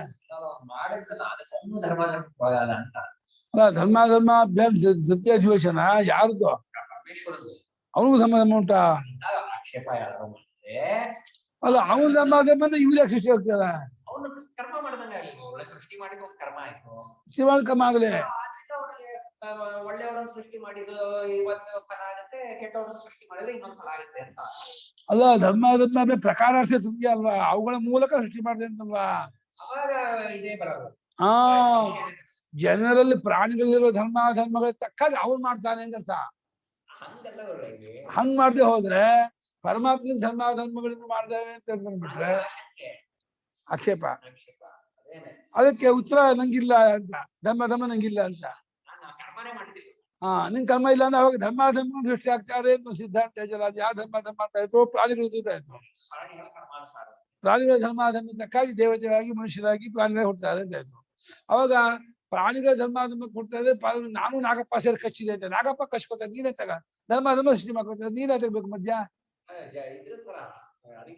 ಅಧ್ಯಕ್ಷ. ಅದು ಬೆಳಕಿದ್ದಾಗೆ ಚೇತನನಾಗಿ ನೋಡ್ತಿರ್ತೀನಿ. ನನ್ನ ನೋಟಕ್ಕೆ ನನ್ನ ಅರಿವಿಗೆ ಚೈತನ್ಯಕ್ಕೆ ವಿಷಯವಾಗಿ ಪ್ರಾಣಿಗಳ ಪುಣ್ಯ ಪಾಪಗಳು ಆ ಮಾರ್ಪಾಡಾಗಿ ಜಗತ್ತಾಗಿ ಪುಣ್ಯ ಜನ್ಮವಾಗಿ ತೋರುತ್ತೆ ಅಂತ ಹೇಗೋ ಒಂದು ಹೊಂದಿಸ್ಕೋಬೇಕು. ಆದ್ರೆ ಒಂಥರ ಲಾಸ್ ತರ ಮಾಡ್ಬಿಟ್ಟಿದ್ದಾರೆ ಅನ್ಸುತ್ತೆ. ಭಗವಂತ ಮಾಡಿದಾರೆ, ಯಾರು ಮಾಡಿದಾರ ಅಂತ ಭಗವಂತನೇ ಅನ್ಬೇಕಿನ. ಎಲ್ಲದಕ್ಕೂ ಒಂದು ಲಾ ಇರುತ್ತೆ, ಇದು ಇಷ್ಟು ನೀನ್ ಪುಣ್ಯ ಮಾಡಿದ್ರೆ ಇಷ್ಟಿದು ಅಂತ. ಸೊ ಲಾಸ್ ತರ ಮಾಡಿ ಹೊಂಚೋದನ್ನ ಆಗಿರೋದನ್ನ ಹೊಂಚೋದಕ್ಕೆ ಒಂದಿದು ಪ್ರಕ್ರಿಯೆ. ಈಗ ಆಗಿಲ್ಲ ಅಂದ್ರೆ ಅರ್ಥವಾಗಲ್ಲ. ಧರ್ಮ ದೇವ್ರಿಗಂತೂ ಧರ್ಮ ಅಧರ್ಮ ಇಲ್ಲ, ನಾಟ್ ಅಟ್ಯಾಚ್ಡ್ ಅಂದ್ರೂ ಯಾವ್ದೋ ಒಂದ್ ಲಾ ಇಂದ ಅಂತೂ ಆಗ್ತಾ ಇದೆ ಇದೆಲ್ಲಾನು ಅಂತ ಹೇಳ್ತಾರೆ. ಹೌದು ಅಸಲೇ. ಇವಾಗ ಇರೋದನ್ನ ಹೊಂದಿಸೋದು ಒಂದು, ಇದೆಯಾ ಇಲ್ವಾ ವಿಚಾರ ಇನ್ನೊಂದು. ಇದೆಯಾ ಇಲ್ವಾ ವಿಚಾರ ತಗೊಂಡ್ರೆ ಇಲ್ವೇ ಇಲ್ಲ ಅಂತ ತೀರ್ಮಾನ ಮಾಡ್ತಾರೆ. ಇರೋದನ್ನ ಹೊಂದಿಸೋದಂದ್ರೆ ಹೇಗೋ ಪುಣ್ಯ ಪಾಪ ಅಂತ ತಗೊಂಡ್ಬಂದು ಅದಕ್ಕೆ ಅನಾದಿತ್ವ ಕಲ್ಪನೆ ಮಾಡಿ ಆ ಪುಣ್ಯ ಪಾಪದಿಂದ ಪರಮಾತ್ಮನ ಚೈತನ್ಯಕ್ಕೆ ವಿಷಯವಾಗಿ ಬಿದ್ದುಕೊಂಡು ಪುಣ್ಯ ಪಾಪಗಳು ಆಯಾ ಜನ್ಮವನ್ನು ತಂದುಕೊಡ್ತಾ ಇರುತ್ತೆ. ಕಾಲದೇಶವನ್ನು ಗೊತ್ತು ಮಾಡುತ್ತೆ, ಜನ್ಮವನ್ನು ಗೊತ್ತು ಮಾಡುತ್ತೆ, ಸುಖ ದುಃಖಗಳನ್ನು ಗೊತ್ತು ಮಾಡುತ್ತೆ, ಅವರವರ ಪುಣ್ಯ ಪಾಪ ಅಂತ ಹೇಳಿ ಈ ರೀತಿ ಹೊಂದಿಸ್ಕೊಂಡು ಹೋಗ್ಬೇಕು. ಹೇಗೋ ಇದು ಸ್ಥಿತಸ್ಯ ಗತಿ ಚಿಂತನೀಯ ಅಂತ ಇರೋದಕ್ಕೆ ಹೊಂದಿಸ್ಕೊಂಡು ಹೋಗೋದು. ಆದರೆ ಆ ಕರ್ಮ ಇದೆಯಲ್ಲ, ಸೃಷ್ಟಿ ಮಾಡಿದ ಕರ್ಮಗಳು ಯಾವುದುಂಟೋ ಆ ಕರ್ಮಗಳು ನನ್ನ ಕಟ್ಟಾಕೋಲ್ಲ ಅಂದ ಪರಮಾತ್ಮ. ಹೇ ಧನಂಜಯನೇ ನಮಾನ್ ನಿಬದ್ಧಂತಿ, ಅವಳು ನಮ್ಮನ್ನು ಕಟ್ಟಾಕೋಲ್ಲ. ಯಾಕೆ? ನಾನು ಉದಾಸೀನ ಆದವನು ಇದ್ದ ಹಾಗೆ ಇರ್ತೀನಿ. ಉದಾಸೀನವತ್ತು ಯಥಾ ಉದಾಸೀನ ಪುರುಷ ತೂಷ್ಣೀಂ ಆಸ್ತೆ. ಯಾರೋ ಹೊಡೆದಾಡ್ತಾ ಇದ್ದಾರಪ್ಪ, ಇನ್ನೊಬ್ಬ ಕಟ್ಟೆ ಮೇಲೆ ದೂರನ ನೋಡ್ತಾ ಇದ್ದಾನೆ. ಅವನಿಗೇನು ಹೊಡೆದಾಡ್ತಾ ಇದ್ದಾನೆ, ನನಗೇನು ಅವನು ಹೊಡೆಸ್ಕೊಂಡ್ರು ಬೈಸ್ಕೊಂಡ್ರು ನನಗೇನಿಲ್ಲ ಉದಾಸೀನ ನೋಡು ಹಾಗೇನೆ ಪರಮಾತ್ಮ ಅವರವರ ಪ್ರಾಣಿಗಳ ಪುಣ್ಯ ಪಾಪಗಳ ತಕ್ಕಾಗೆ ಆಗ್ತಾ ಇರೋದನ್ನ ಚೈತನ್ಯ ರೂಪದಲ್ಲಿ ಬೆಳಗ್ತಾ ಇರೋದನ್ನೇ ನಾನ್ ಮಾಡಿದೆ ಅಂತ. ಸೂರ್ಯನ ಬೆಳಕಿನಲ್ಲಿ ಎಲ್ಲ ನಡೆಯೋದನ್ನ ಸೂರ್ಯ ಮಾಡ್ದ ಅಂತ ಆರೋಪ ಮಾಡಿದ ಹೇಗೋ ಹಾಗೆ ಪರಮಾತ್ಮನ ಸಾಕ್ಷಿ ಚೈತನ್ಯಕ್ಕೆ ವಿಷಯವಾಗಿ ಆಗುವ ಎಲ್ಲಾ ವಿಕಾರಗಳನ್ನು ಆರೋಪಿತ ಕರ್ತೃತ್ವದಿಂದ ಪರಮಾತ್ಮನ ಎಲ್ಲ ಮಾಡ್ತಾ ಇದ್ದಾರೆ ಅಂತ ಮಾಡ್ತಿರೋದು. ನಿಜವಾಗಿ ಪರಮಾತ್ಮ ಉದಾಸೀನವದು ಆಸೀನ, ಉದಾಸೀನಾದ ಮನುಷ್ಯನಂತೆ ಇರತಕ್ಕವನು, ಅಂತ ಅಸಕ್ತನು, ಅಂಟುಕೊಳ್ಳದವನು. ಅಂಥವನಿಗೆ ಆ ಕರ್ಮಗಳಲ್ಲಿ ಏನು ಸಂಬಂಧ ಇಲ್ಲ. ತೇಷು ಕರ್ಮಸು ಅಸಕ್ತ ಅಂತ.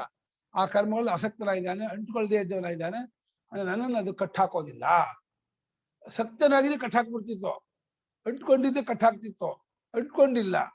ಸುಮ್ಮನೆ ಸಾಕ್ಷಿಯಾಗಿ ಬೆಳಗ್ತಾ ನೋಡ್ತಾ ಇದ್ದಾನೆ. ಕನಸಿದ ಪ್ರಪಂಚವನ್ನು ಒಟ್ಟಿಗೆ ಬೆಳಗು ಹಾಗೇನೆ ಕನಸಿನ ಒಳಗಿರ್ತಕ್ಕಂಥ ಪ್ರಮಾತ್ಮಿಗೆ ಭಯ, ಸಂತೋಷ, ದುಗುಡ, ಸಂಭ್ರಮ ಎಲ್ಲ ಆಗ್ತಾ ಇರುತ್ತೆ. ಇಡೀ ಕನಸನ್ನು ನೋಡುತ್ತಿರುವ ಸಾಕ್ಷಿಗೆ ಹೇಗೆ ಏನು ಆಗಲ್ವೋ ಹಾಗೆ ಎಚ್ಚರವನ್ನೇ ಬೆಳಗುತ್ತಿರುವ ಆತ್ಮನಿಗೆ ಏನು ಇಲ್ಲ. ಎಚ್ಚರದೊಳಗೆ ಇಲ್ಲಿ ಕೂತ್ಕೊಂಡಿದ್ದಾನ, ನಾನು ಅಭಿಮಾನ ಪಟ್ಟು ಮಾತಾಡ್ತೇನೆ. ಅವನಿಗೆ ಸಂತೋಷವೋ, ಸುಖವೋ, ದುಃಖವೋ, ಭಯವೋ, ರಾಗ, ದ್ವೇಷ ಎಲ್ಲ ವಿಕಾರವು, ಪುಣ್ಯ ಪಾಪಗಳು ಎಲ್ಲೂ ಆಗ್ತಾ ಇದೆ ಅಂತ ಅಂದ್ಕೋತಾನೆ. ಅವನಿಗೂ ಆಗ್ತಿಲ್ಲ. ಒಂದು ಅಚೇತನತ್ವಾದ್ ಅಂತಃಕರಣಸ್ಯ, ಅದಕ್ಕೂ ಇಲ್ಲ. ಅವಿಕ್ರಿಯತ್ವಾದ ಆತ್ಮನಃ, ಆತ್ಮನಿಗೂ ಇಲ್ಲ. ಆತ್ಮನಿಗೂ ಇಲ್ಲ. ಸತ್ವ ಕ್ಷೇತ್ರಜ್ಞಾನವಾಗ ಸತ್ವಕ್ಕೋ ಕ್ಷೇತ್ರಜ್ಞ, ಸತ್ವ ಅಚೇತನ ಅದಕ್ಕಿಲ್ಲ. ಕ್ಷೇತ್ರಜ್ಞ ಅವಿಕ್ರಿಯ ಅವನಿಗೂ ಇಲ್ಲ. ಯಾರಿಗೆ? ಅವಿದ್ಯೆಯಿಂದ ಯಾರು ನಂದು ಅವರಿಗೆ. ಯಾರಿಗೋ ಜನ್ಮ, ಯಾರಿಗೋ ಸುಖ ದುಃಖ, ನಿನಗೆ ನಾನು ಅನ್ಕೊಂಡು ನಿನಗೆ ಹಿಂಗ ಆಗುತ್ತೋ, ಹಿಂಗ ಆಗಿದ್ಯೋ, ನಿಂಗೆ ಗೊತ್ತಾಗ್ತಾ ಇದೆಯೋ, ನಿಂಗೆ ಆಗ್ತಾ ಇದೆಯೋ? ಗೊತ್ತಾಗ್ತಿದ್ದೆ ನಿಂಗೆ ಆಗ್ತಿಲ್ಲ. ಪುಸ್ತಕ ನಿಂಗೆ ಗೊತ್ತಾಗ್ತಿದೆ, ನಿಂಗೆ ಪುಸ್ತಕ ಇಲ್ಲ. ಪುಸ್ತಕ ಯಾವ್ದು ಗೊತ್ತಾಗುತ್ತೋ ಗೊತ್ತಾಗಿಸ್ಕೊಂಡದ್ದು ಗೊತ್ತಾಗ ಮಾತ್ರ ನಿನಗಿಲ್ಲ. ನಿಂಗೆಲ್ಲ ಗೊತ್ತಾಗ್ತಿದೆ ಅಂದ್ರೆ ಗೊತ್ತು ಮಾಡ್ಕೊಳ್ಳೋದು ನಿನಗೆ ಏನೂ ಇಲ್ಲ. ಗೊತ್ತಾಗಿಸ್ಕೊಂಡದ್ದಕ್ಕೆ ಅರಿವಿಲ್ಲ, ಅದಕ್ಕೂ ಅದೇ ಏನೂ ಇಲ್ಲ ಆಗಿದ್ದು ಅರ್ಥ ಇಲ್ಲ. ಯಾವ್ದು ಗೊತ್ತಾಗಿಸ್ಕೊಳ್ಳುತ್ತೋ ಅದು ಸುಖ ದುಃಖ ಆಗಿದ್ದು ಅದಕ್ಕೆ ಅರಿವಿಲ್ಲ. ಅದೇ ಯಾರಿಗೂ ಸುಖ ದುಃಖ ಇಲ್ಲ ಅನ್ನೋದೇ ಸಿದ್ಧಾಂತ. ನಚಮಾಂ ಈಶ್ವರಂ ತಾನಿ ಭೂತಗ್ರಾಮಸ್ಯ ವಿಷಮಸರ್ಗ ನಿಮಿತ್ತಾನಿ ಕರ್ಮಾಣಿ ನಿಬದ್ಧಂತಿ ಧನಂಜಯ. ನನ್ನನ್ನ ಆ ಚಕಾರ ಇಲ್ಲವೇ ಇಲ್ಲ ಅನ್ಸುತ್ತೆ. ಮಾಂ ನೈವ ಬದ್ಧಂತಿ ಏವ ಆಗ್ತದೆ. ಈಶ್ವರನಾಗಿರೋ ನನ್ನನ್ನ ಭೂತಗ್ರಾಮವನ್ನ ವಿಷಮವಾಗಿ ಸೃಷ್ಟಿ ಮಾಡಿರ್ತಕ್ಕಂಥ ಕರ್ಮಗಳು ನೈವ ಬದ್ಧಂತಿ ನಬದ್ಧಂತಿ, ನನ್ನನ್ನು ಕಟ್ಟಾಕೋದೇ ಇಲ್ಲ. ಏನ್ ಮಾಡಿ ಕಟ್ಟಕ್ಕೆ ಸಾಧ್ಯವೇ ಇಲ್ಲ. ಯಾಕಂದ್ರೆ ಕಟ್ಟಕ್ಕಿಸ್ಕೊಳ್ಳೋನಲ್ಲ ನಾನು. ಬೆಳಕನ್ನು ಬೆಳಗುವಾಸನು. ಬೆಳಕಿಗೆ ಪದಾರ್ಥದ ಅಂಟಿಲ್ಲ. ಪದಾರ್ಥ ಏನು ಅದಾದ್ರು ಎಂತಾದ್ರು ಪದಾರ್ಥ ಬೆಳಕಿಗೆ ಏನಾಗಲ್ಲ. ಬೆಳಕಿಗೂ ಸಾಕ್ಷಿ. ಬೆಳಕನ್ನು ಬೆಳಗುವ ನನಗೆ ಯಾವ ಲೇಪವೂ ಇಲ್ಲ, ಅಂಟೂ ಇಲ್ಲ. ಅದು ಆದಂಗೆ ಅವಿದ್ಯೆಯಿಂದ ಆದಂಗೆ ಅನ್ಕೋತೀನಿ ಅಷ್ಟೇ. ಆ ಅಭಿಮಾನವೇ ಆಗಿದೆ ಅನ್ನೋದಕ್ಕೆ ಇದು ಸಾಕ್ಷಿ. ತತ್ರ ಕರ್ಮಣ ಅಸಂಬಂಧಿತ್ವೇ ಕಾರಣಮಾಹ. ಈ ಸಂದರ್ಭದಲ್ಲಿ ಕರ್ಮಗಳು ಆತ್ಮಕ್ಕೆ ಸಂಬಂಧಪಟ್ಕೊಂಡಿಲ್ಲ ಅಂತಂದಲ್ಲ, ಆ ವಿಷಯದಲ್ಲಿ ಕಾರಣ ಏನು? ವೈಷಯಿಕ ಸಪ್ತಮಿ ಅಸಂಬಂಧಿತ್ವೇ ಅಂತ ಸಂಬಂಧಪಟ್ಕೊಂಡಿಲ್ಲ ಅನ್ನುವ ವಿಷಯದಲ್ಲಿ ಕಾರಣವನ್ನು ಹೇಳುತ್ತಾರೆ. ಕರ್ಮಗಳು ಆತ್ಮನಿಗೆ ಸಂಬಂಧಪಟ್ಕೊಂಡಿಲ್ಲ, ಅದು ಸೇರಿದ್ದಲ್ಲ ಅನ್ನೋದಕ್ಕೆ ಏನ್ ಕಾರಣ ಅಂತ ಹೇಳಿದ್ರೆ ಅದನ್ನು ಹೇಳುತ್ತಾನೆ ಪರಮಾತ್ಮ. ಉದಾಸೀನಂ ಅದೇ ಕಾರಣ. ಉದಾಸೀನಂತೆ ಕೂತವನು ಅಂತ ಇದು ಬರೀತಾರೆ. ಯಥಾ ಉದಾಸೀನ ಉಪೇಕ್ಷಕ ಕಶ್ಚಿತ್ ತದ್ವದಾಸೀನಂ ಆತ್ಮನಃ ಅವಿಕ್ರಿಯತ್ವಾತ್. ಅಲ್ಲಿ ಉಪೇಕ್ಷಕನಾದವನು ಉದಾಸೀನನು ಕೂತ್ಕೊಳ್ಳೋದು ಕ್ರಿಯೆ ಉಂಟು, ಇಲ್ಲಿ ಅದೂ ಇಲ್ಲ. ಉದಾಸೀನಾದವನಂತೆ ಅನ್ನೋದ್ರಲ್ಲಿ ಉದಾಸೀನಾದವನಿಗೆ ತನ್ನಲ್ಲೂ ಕರ್ತೃತ್ವ ಇದೆ. ನಾನು ನೋಡ್ತಾ ಇದ್ದೀನಿ, ಕೂತ್ಕೊಂಡಿದ್ದೀನಿ ಅನ್ನೋ ಅಭಿಮಾನ ಕರ್ತೃತ್ವ ಅದೂ ಇಲ್ಲ ಆ ಪರಮಾತ್ಮನಿಗೆ. ಉದಾಸೀನಂತೆ ಅನ್ನೋ ವೀಕ್ಷಿತ ಅಭಿಷೇಕ ತಗೋಬೇಕು. ಅವನಿಗೆ ಅದರ ಸಂಬಂಧ ಹೇಗಿಲ್ವೋ ಹಾಗೆ ಯಾವ ಸಂಬಂಧವೂ ನನಗಿಲ್ಲ ಅಂತ. ಉದಾಸೀನ ಆಗಿರೋದ್ರಿಂದ ಅಲ್ಲ, ಉದಾಸೀನ ಆದವನಲ್ಲೂ ಕರ್ತೃತ್ವ ಇದೆ ಲೋಕದಲ್ಲಿ, ಅದೂ ಇಲ್ಲ ಅಂತ ಹೇಳ್ತಾ ಇದ್ದ ನಾನು. ಉದಾಸೀನವತ್ತು ದೃಷ್ಟಾಂತದಲ್ಲಿ ಉದಾಸೀನಾದವನಿಗೆ ಹೇಗೆ ಆ ನೋಡಿದ್ದರ ದುಃಖವೂ ಇಲ್ಲ, ಸುಖವೂ ಇಲ್ಲ, ಫಲವೂ ಇಲ್ಲ, ಅನಿಷ್ಟವೂ ಇಲ್ಲ, ಹಾಗೆ ನನಗೆ ಯಾವುದೂ ಇಲ್ಲ ಅಂತಿದ್ದಾನೆ. ಅದೇ ನೋಡುವಾತನಿಗೆ ಉದಾಸೀನ ಆದವನು ಲೋಕದಲ್ಲಿ ಉದಾಸೀನ ನೋಡುವ ಕರ್ತೃತ್ವ ಬುದ್ಧಿಯನ್ನು ನೋಡ್ತಿರ್ತಾನೆ ಅವನು. ಆ ಕರ್ತೃತ್ವ ಇಲ್ಲ ಅವನಿಗೆ. ಉದಾಸೀನ ಪರಮಾತ್ಮ ಪ್ರಕೃತಿಯನ್ನ ಅಥವಾ ಪ್ರಪಂಚವನ್ನು ಬೆಳಗುವ ಉದಾಸೀನ ಬೆಳಗ್ತಾ ಇದ್ದಾದ್ರೆ ಲೋಕದ ಉದಾಸೀನ ಅಂತ ಸುಮ್ಮನೆ ನೋಡ್ತಾ ಇರ್ತಾನೆ. ಕ್ರಿಯಾ ಕರ್ತೃತ್ವ ಇದೆ ಅನ್ಕೋಬೇಡಿ. ಕ್ರಿಯೆ ಇಲ್ಲ ನೋಡುದು. ಅರಿವಿನಲ್ಲಿ ಕ್ರಿಯೆ ಇಲ್ಲ.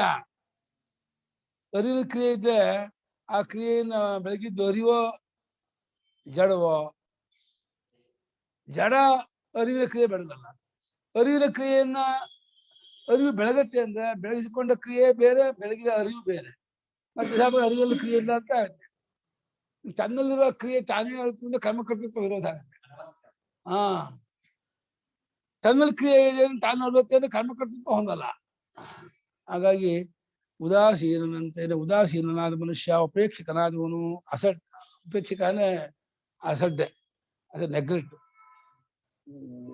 ತಟಸ್ಥ, ತೂಷ್ಟಿ ಸುಮ್ಮನೆ ಇದ್ದಾನೆ. ಅವನಂತೆ ಆತ್ಮ ಇದ್ಕೊಂಡಿದ್ದಾನೆ. ಅವಿಕ್ರನಾಗಿರೋದನ್ನ ಆತ್ಮ ಅವಿಕ್ರನಾಗಿರೋದೇ ಉದಾಸೀನಾಗಿದ್ದಾನೆ ಕೇಳಿ. ಉದಾಸೀನ ಆಗಿರೋ ಅವಿಕ್ರಿಯನೋ, ಅವಿಕ್ರಿಯ ಉದಾಸೀನೋ ಅಂದ್ರೆ ಎರಡು ವಿಶೇಷ ಅಲ್ಲ, ಒಂದೇ ಸ್ವಲ್ಪನೇ. ಏನೇ ಪದ ಹಾಕಿದ್ರು ಆಂಗಲ್ ಇಂದ ಹಾಕ್ಬೇಕೆ ಹೊರತು ಅವನ ಕಡೆ ಪದ ಹಾಕಕ್ಕಾಗಲ್ಲ. ದೃಷ್ಟಿಕೋನ ಅಸಕ್ತಂ ಫಲಾಸಂಗ ರಹಿತಂ ಅಭಿಮಾನ ವರ್ಜಿತಂ ಅಹಂಕರೋಮಿ ಇತಿ ತೇಷು ಕರ್ಮಸು. ಅಸಕ್ತನು ಇಟ್ಟುಕೊಳ್ಳದವನು ಅಂದ್ರೆ ಫಲಾಸಂಗವಿಲ್ಲ, ಫಲಾಸಂಗವೂ ಇಲ್ಲ, ಕ್ರಿಯಾಸಂಗವೂ ಇಲ್ಲ. ಅಭಿಮಾನ ನಾನು ಅನ್ನುವ ಒಂದು ಈ ಪ್ರಾತಿಷ್ಠಿಕ ರೂಪ, ಒಂದು ಎದ್ದುಕೊಂಡ ಒಂದು ಪರಿಚಿತ ರೂಪ ಇದೆಯಲ್ಲ, ಅದು ಇಲ್ಲ. ಆ ಕಾಲಕ್ಕೆ ನಾನು ಅಂತ ಹೇಳಿ ಒಂದು ಫೀಲಿಂಗ್ ಆಗುತ್ತಲ್ಲ, ಆ ಫೀಲಿಂಗು ಆತ್ಮದಲ್ಲ, ಅದು ಉಪಾಧಿಗೆ ಸೇರಿದ್ದೆ. ಅದು ಎಷ್ಟು ಆಶ್ಚರ್ಯ ಅಂದ್ರೆ ಆ ಉಪಾಧಿ ಎಲ್ಲಿಂದ ಆರಂಭವಾಗುತ್ತೆ ಅಂತ ಕೇಳಿದ್ರೆ ಅಂತಃಕರಣದಲ್ಲಿ ನಾನು ಅಂತ ಆ ಅಂದ್ಕೊಂಡ್ಮೇಲೆ ಅಂತಃಕರಣ ನಾನಾಗ್ತಾನೋ, ಅಂತಃಕರಣ ಬಂದ್ಮೇಲೆ ನಾನಾಗ್ತಾನೋ ಬಿಡ್ಸಕ್ಕೆ ಆಗಲ್ಲ. ಎರಡೂ ಕಲ್ಪಿತವೇ. ನಾನು ಅನ್ನೋದು ಕಲ್ಪಿತ, ಅಂತಃಕರಣವೂ ಕಲ್ಪಿತ. ಅದು ತದ್ರಹಿತವಾದ ಕೇವಲ ರೂಪ ಸುಶುಕ್ತಿಯಲ್ಲಿ ಅನುಭವ ಬರುತ್ತೆ. ಈಗಲೂ ಅನುಭವದಲ್ಲಿ ಇದೆ, ಆ ಕಡೆ ಗಮನ ಇಲ್ಲ ಅಷ್ಟೇ. ಯಾವಾಗಲೂ ಅವಿಕ್ರಿಯೆ, ನಾವು ಯಾವಾಗಲೂ ಅಭಿಮಾನ ಇಲ್ಲ. ಅಭಿಮಾನವಿಲ್ಲದ ಫಲಾಸಂಗವಿಲ್ಲದೆ ಇರ್ತಕ್ಕವರಾಗಿ ಇರೋದ್ರಿಂದ ನಾನು ಅವುಗಳಲ್ಲಿ ಆ ಕರ್ಮಗಳಲ್ಲಿ ನಾನು ಮಾಡ್ತೀನಿ ಅಂತ ಅಭಿಮಾನ ಇಲ್ಲ. ಹಾಗಾಗಿ ನಂಗೇನು ಅಂಟಲ್ಲ. ಅಂಟೋದಕ್ಕೆ ಅಭಿಮಾನವೇ ಕಾರಣ ಅಂತ ಆಯ್ತು. ಹೌದು, ಈಗ ನಮ್ಗೆ ಯಾವ್ದಕ್ಕೊಂದು ಅಭಿಮಾನ ಪಡ್ಕೊಳ್ತಾ ಇದ್ರೆ ನಮ್ಗೆ ಏನು ಭಯ ಆಗಲ್ಲ, ದುಃಖ ಆಗಲ್ಲ. ಮಗ ಅಂತ ಅಭಿಮಾನ ಪಡ್ಕೊಂಡಿರ್ತಾನೆ, ಏನ್ ಮಾಡ್ತೀನಿ, ಏನೋ ಮಗನಿಗೂ ಅಭಿಮಾನ, ಹೌದು ನನ್ನ ಮಗನೂ ಅಲ್ಲ, ಏನೋ ನಮ್ಗೆ ಸಂಬಂಧ ಇಲ್ಲ ಬಿಟ್ಟ ಮಗ, ಏನದು ಏನು ಅನ್ಸೋದೇ ಇಲ್ಲ. ಅದನ್ನ ಸೂತ್ರವಾಸಿಲಿ ಸಮಾನ ಸೂತ್ರ ನೋಡಿರಲ್ಲ, ಸನ್ಯಾಸ ಮಾಡಿ ಆ ಮಗ ಹತ್ತ ಅಂದ್ರು, ಕುಂಡಲ ಇದಾಯ್ತು ಅಂತಂದ್ರು. ಕುಂಡಲಿತ್ವಾದಿ ಉಳ್ಳ ಅಭಿಮಾನ ಇದ್ದಾಗ ಸಂತೋಷವೂ ದುಃಖ ಆಗ್ತಿತ್ತು. ಸನ್ಯಾಸ ಮಾಡಿದ್ಮೇಲೆ ಅಭಿಮಾನ ಬಿಡು, ಸನ್ಯಾಸ ಅಂದ್ರೆ ಅಭಿಮಾನ ಬಿಡೋದೆ. ಅಭಿಮಾನ ಬಿಟ್ಟ ಅಂದ್ರೆ ಅವನು ದುಃಖವೂ ಆಗಲ್ಲ, ಸಂತೋಷವೂ ಇಲ್ಲ. ಅಭಿಮಾನ ಬಿಡೋದೇ ಮನುಷ್ಯ ನೆಮ್ಮದಿಗೆ ಸ್ವಸ್ಥತೆಗೆ ಕಾರಣ ಅಂದ್ರೆ ಅದು ಎಷ್ಟು ಸಿಂಪಲ್. ನಮ್ಗೆ ಅದು ಮಾಡಕ್ ಆಗ್ತಿಲ್ಲ. ಅಭಿಮಾನ ಬಿಡೋ ಕಷ್ಟ ಆಗ್ತಾ ಇದೆ. ಏನು ಬಿಡ್ಬೇಕಾಗಿಲ್ಲ, ಎಲ್ಲ ಇಟ್ಕೊಳ್ಳಿ, ಅಭಿಮಾನವನ್ನು ಬಿಟ್ಬಿಡಿ. ಅಭಿಮಾನ ಬಿಟ್ಬಿಟ್ರೆ ಎಲ್ಲ ಬಿಟ್ಟ ಹಾಗೆ. ಅದೇ ಅಭಿಮಾನ ಬಿಟ್ಟಿರೋದು ಒಂದು ಅಭಿಮಾನ ಆಗಿರುತ್ತೆ. ಬಹಳ ಸೂಕ್ಷ್ಮ. ಅಭಿಮಾನ ಬಿಟ್ಟಿರ್ತಿದೆಯಲ್ಲ, ನಾನು ಇದ್ಕೊಂಡು ಅಭಿಮಾನ ಬಿಡೋದಲ್ಲ, ನಾನು ಅನ್ನೋದು ಸೇರಿಸ್ಕೊಂಡು ಅಭಿಮಾನ ಬಿಡ್ಬೇಕು. ನಾನು ಅನ್ನೋದು ಹೋಗ್ಬೇಕು ಅಭಿಮಾನದಲ್ಲಿ. ಏನ ತ್ಯಜಸಿ ತತ್ಯಜ. ಬಿಟ್ಟೆ ಅನ್ನೋದನ್ನು ಬಿಟ್ಟೆ ಅಂತ, ಬಿಟ್ಟೆ ಕಟ್ಕೊಂಡೆ ಅನ್ನೋದು ಎರಡು ಅಭಿಮಾನವೇ. ಅತಃ ಅನ್ಯಸ್ಯಾಪಿ ಕರ್ತೃತ್ವಾಭಿಮಾನಾಭಾವ ಫಲಾಸಂಗಾಭಾವಶ್ಚ ಅಬಂಧ ಕಾರಣ ಅನ್ಯಥಾ ಕರ್ಮಭಿರ್ಬಧ್ಯತೆ ಮೂಢಃ ಕೋಶಕಾರವತ್ ಇತ್ಯಭಿಪ್ರಾಯ. ಇಲ್ಲಿ ಕೊಟ್ಟಿದ್ದಾರೆ ರೇಷ್ಮೆ ದೃಷ್ಟಾಂತವನ್ನ, ಹಾಗಾಗಿ ಜ್ಞಾಪಕ ಆಗ್ತಾ ಇರುತ್ತೆ. ಇಲ್ಲಿ ಕೊಟ್ಟಿದ್ದಾರೆ ಭಾಷೆಗಳು. ಪರಮಾತ್ಮನೇ ಹೀಗಾದ್ರಿಂದ ಅನ್ಯಸ್ಯಾಪಿ ಲೋಕದ ಜನರಿಗೂ ಇವಾಗ ಅಪ್ಲೈ ಮಾಡ್ತಿದ್ದಾರೆ. ಪರಮಾತ್ಮನಿಗೆ ಅಭಿಮಾನವಿಲ್ಲ, ಅದರಿಂದ ಅವನಿಗೆ ಬಂಧವೂ ಇಲ್ಲ, ಸುಖವೂ ಇಲ್ಲ, ದುಃಖ ಜನ್ಮ ಕರ್ತೃತ್ವ ಇಲ್ಲ ಅಂತ. ಅನ್ಯಸ್ಯಾಮಿ ಲೌಕಿಕಸ್ಯಾಪಿ ಪುರುಷಸ್ಯ, ಲೋಕದಲ್ಲಿರುವ ಮನುಷ್ಯನಿಗೂ ಯಾರಿಗಾದ್ರೂ ಕರ್ತೃತ್ವ ಅಭಿಮಾನ ಇಲ್ಲ ಅಂತ ಆಯ್ತು.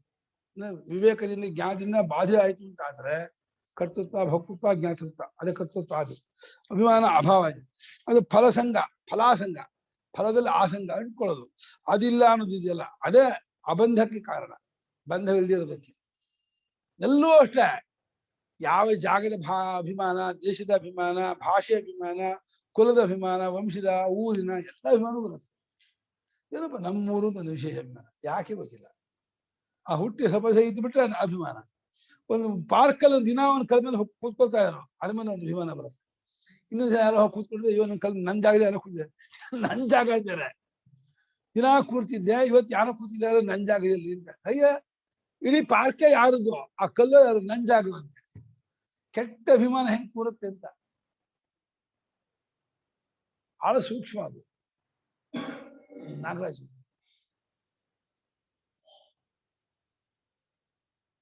₹2 ಟಿಕೆಟ್ ತಗೊಂಡು ನನ್ನ ರೈಲ್ ಬರ್ಲಿತಾನೆ. ₹2 ಟಿಕೆಟ್ ತಗೊಳ್ತಾನೆ, ನನ್ ಟ್ರೈನ್ ಬರ್ಲೇ ಇಲ್ಲ ಅಂತಾನೆ. ನನ್ ಟ್ರೈನು ₹2 ಟಿಕೆಟ್, ನನ್ ಟ್ರೈನ್ ಬಂದಿಲ್ಲ ಅಂತಾನೆ. ಚೆನ್ನಾಗಿದೆ ದೃಷ್ಟಾಂತ, ಅಷ್ಟ ಅಭಿಮಾನ, ಸೂಪರ್ ದೃಷ್ಟಾಂತ. ನನ್ ಟ್ರೈನ್ ನಮ್ ಟ್ರೈನ್ ಬೇರೆ, ಟಿಕೆಟ್ ನಂದಲ್ಲ. ₹2 ಕೊಟ್ಟಿರೋದು. ಹೌದು, ₹2 ಟಿಕೆಟ್ ನನ್ ಟ್ರೈನ್ ಆಗ್ಬಿಡ್ತದು. ಹೌದು, ನನ್ ಟ್ರೈನ್ ಬಂದ ಅಷ್ಟೊತ್ತ ತನಕ ಏನಿಲ್ಲ, ಟಿಕೆಟ್ ತಗೊಂಡ್ಮೇಲೆ ನನ್ ಟ್ರೈನ್ ಬಂದಿಲ್ಲ ಅಂತ. ಸಾಧನಾ ಮಾರ್ಗದಲ್ಲಿ ಹೇಳ್ತಾ ಇದ್ದೀರಿ. ಸಾಧನೆ ಅನ್ನೋದೇ ಒಂದು ಕ್ರಿಯೆ ಅಲ್ವಾ ಗುರುಗಳೇ? ಈ ಅಭಿಮಾನ ಬಿಟ್ಕೊಳ್ಳೋದು ಅನ್ನೋದು ಕ್ರಿಯಾಪದದ ಅರ್ಥವಲ್ಲ ಅನ್ನೋದು ಕರೆಕ್ಟ್. ಹೌದು, ಆದ್ರೆ ಬಿಟ್ಕೋತಾ ಇದ್ದೀನಿ ಅನ್ನೋದಕ್ಕೆ ಒಂದು ಸ್ವಲ್ಪ ಪ್ರಯತ್ನ ಇದೆಯಲ್ಲ. ಅಸಲೇ ಅದು ಬೇರೆ ಪ್ರಯತ್ನ ಬಿಟ್ಕೊಳ್ತಿದ್ದ ಪ್ರಯತ್ನ ಮಾಡ್ಬೇಕು. ಬೇರೆ ಪ್ರಯತ್ನಕ್ಕಿಂತ ಇದು ಆಸೆ.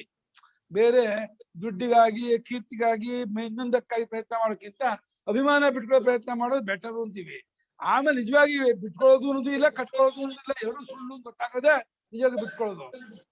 ಅದು ಆ ಜ್ಞಾನ ಉಂಟಾಗುವವರೆಗೂ ಏನೋ ಒಂದು ಮಾಡೋ ಸ್ವಭಾವ ಇರುತ್ತಲ್ಲ, ಅಭಿಮಾನ ಬಿಟ್ಕೊಂಡು ಉಪದೇಶ ಮಾಡ್ತೀವಿ ಅಷ್ಟೇ. ಅಜ್ಞಾನ ಇರೋರಿಗೆ, ಕರ್ತೃತ್ವ ಬುದ್ಧಿ ಇರೋರಿಗೆ ಇಲ್ಲ. ಇಲ್ಲಿ ಅವ್ರು ಹೇಳ್ತಾ ಇರೋದ್ರಲ್ಲಿ ಉದಾಸೀನದಲ್ಲಿ ಇರಬೇಕು ಅನ್ನೋದೇ. ಆ ಉದಾಸೀನತ್ವ ಅನ್ನೋದು ಒಂದು ಟೈಪ್ ಆಫ್ ಫೀಲಿಂಗು, ಅದೇನೋ ಒಂದಾಗ್ಬೇಕಲ್ಲ.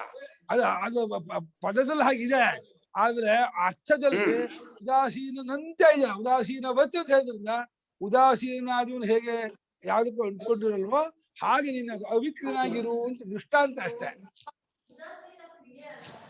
ಅಲ್ಲ, ಲೋಕ ಉದಾಸೀನ ಆಗಿದ್ದು ಉದಾಸೀನ ಆಗಿದ್ದು ಅಲ್ಲ, ಕರ್ತೃತ್ವ ಬುದ್ಧಿಯಿಂದ ಉದಾಸೀನ ಆಗುತ್ತೆ ಆಗಲ್ಲ. ಅಲ್ಲ, ಯಾವ್ದಕ್ಕೋ ಉದಾಸೀನ, ಹೊಡೆದಾಟಕ್ಕೆ ಉದಾಸೀನ, ಇದಕ್ಕೆ ಉದಾಸೀನ ಅಂದ್ರೆ ನನಗದು ಸಂಬಂಧಪಟ್ಟಿಲ್ಲ ಅಂತ ಅಷ್ಟೇ ಅರ್ಥ. ಅದು ನಾನು ಕರ್ತೃ ಅಲ್ಲ ಅಂತ ಅರ್ಥ ಅಲ್ಲ. ಅದು ಏನು ಮಾಡೋದಿಲ್ಲ ಅನ್ನೋದು ಮಾಡೋನಲ್ಲ ಅಂತಲ್ಲ. ಮಾಡೋದಿಲ್ಲ ಅನ್ನೋ ಕರೆಕ್ಟು, ಅದೇ ಮಾಡೋನಲ್ಲ ಅಂತ ಹೋಗಿಲ್ಲ. ಮಾಡೋನಲ್ಲ ಅನ್ನೋದನ್ನ ಅರ್ಥ ಹೇಳಕ್ಕೋಸ್ಕರ ಉದಾಸೀನಂತೆ ಅಂತ. ಉದಾಸೀನಾದವನು ಹೇಗೆ ಅದಕ್ಕೆ ಮಾಡೋನಲ್ವೋ ಹಾಗೆ ಇದು ಮಾಡೋನು ಅನ್ನೋದು ಅಲ್ಲ ಅಂತ ತಿಳ್ಕೊಳ್ಳೋದು. ಉದಾಸೀನ ಆದವನು ಆ ಒಂದು ಇದಕ್ಕೆ ಉದಾಸೀನ, ಅದೇ ಪೂರ್ಣವಾದ ಅಕರ್ತಾತ್ಮ ಸ್ವಲ್ಪ ಜ್ಞಾನ ಇಲ್ಲ. ಅದು ಇಲ್ಲಿ ಉದಾಸೀನ ಬರ್ತನಾಗ ಇವನು ಹೇಗೆ ಆ ಕ್ರಿಯೆಗೆ ಸಂಬಂಧಪಟ್ಟಿಲ್ವೋ ಹೀಗೆ ಅಭಿಮಾನ ಕ್ರಿಯೆಗೂ ಸಂಬಂಧಪಟ್ಟಿಲ್ಲ ಇವರು. ಉದಾಸೀನ ಮತ್ತು ಆಸೀನ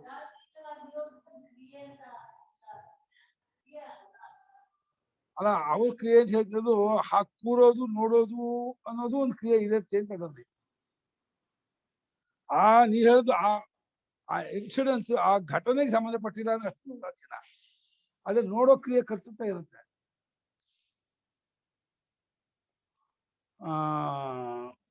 ಮತ್ತೊಬ್ಬನಿಗೂ ಕರ್ತೃತ್ವಾಭಿಮಾನ ಇಲ್ಲ, ಫಲಾಸಂಗವಿಲ್ಲ ಅನ್ನೋದೇನಿದೆ ಇದೇ ಅಬಂಧಕ್ಕೆ ಕಾರಣ.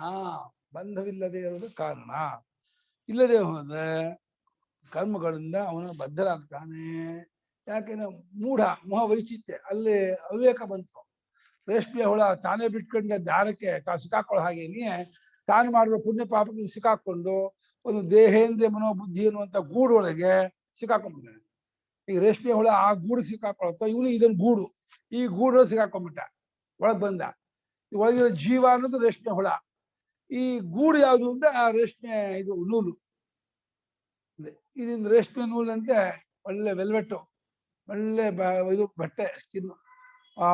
ಎಷ್ಟು ಸುಂದರವಾಗಿದ್ದಾನೆ, ಹಾಗಿದ್ದಾನೆ, ಹೇಗಿದ್ದಾನೆ ಅಂತ ಎಲ್ಲ ಅದೇ. ಅದಕ್ಕೆ ಸಿಕ್ಕಾಕೊಂಡು ಒಳಗಿದ್ಕೊಂಡು ಇದು ನಾನು, ಇದು ನಂದು, ಇದಕ್ಕೆ ಅಭಿಮಾನ ಪಟ್ಕೊಂಡು ಇದನ್ನ ಬೆಳೆಸ್ಕೋಬೇಕು, ಉಳಿಸ್ಕೋಬೇಕು. ಬಹಳ ಶತಕದಾಯ ಮಾಡ್ತಾನೆ.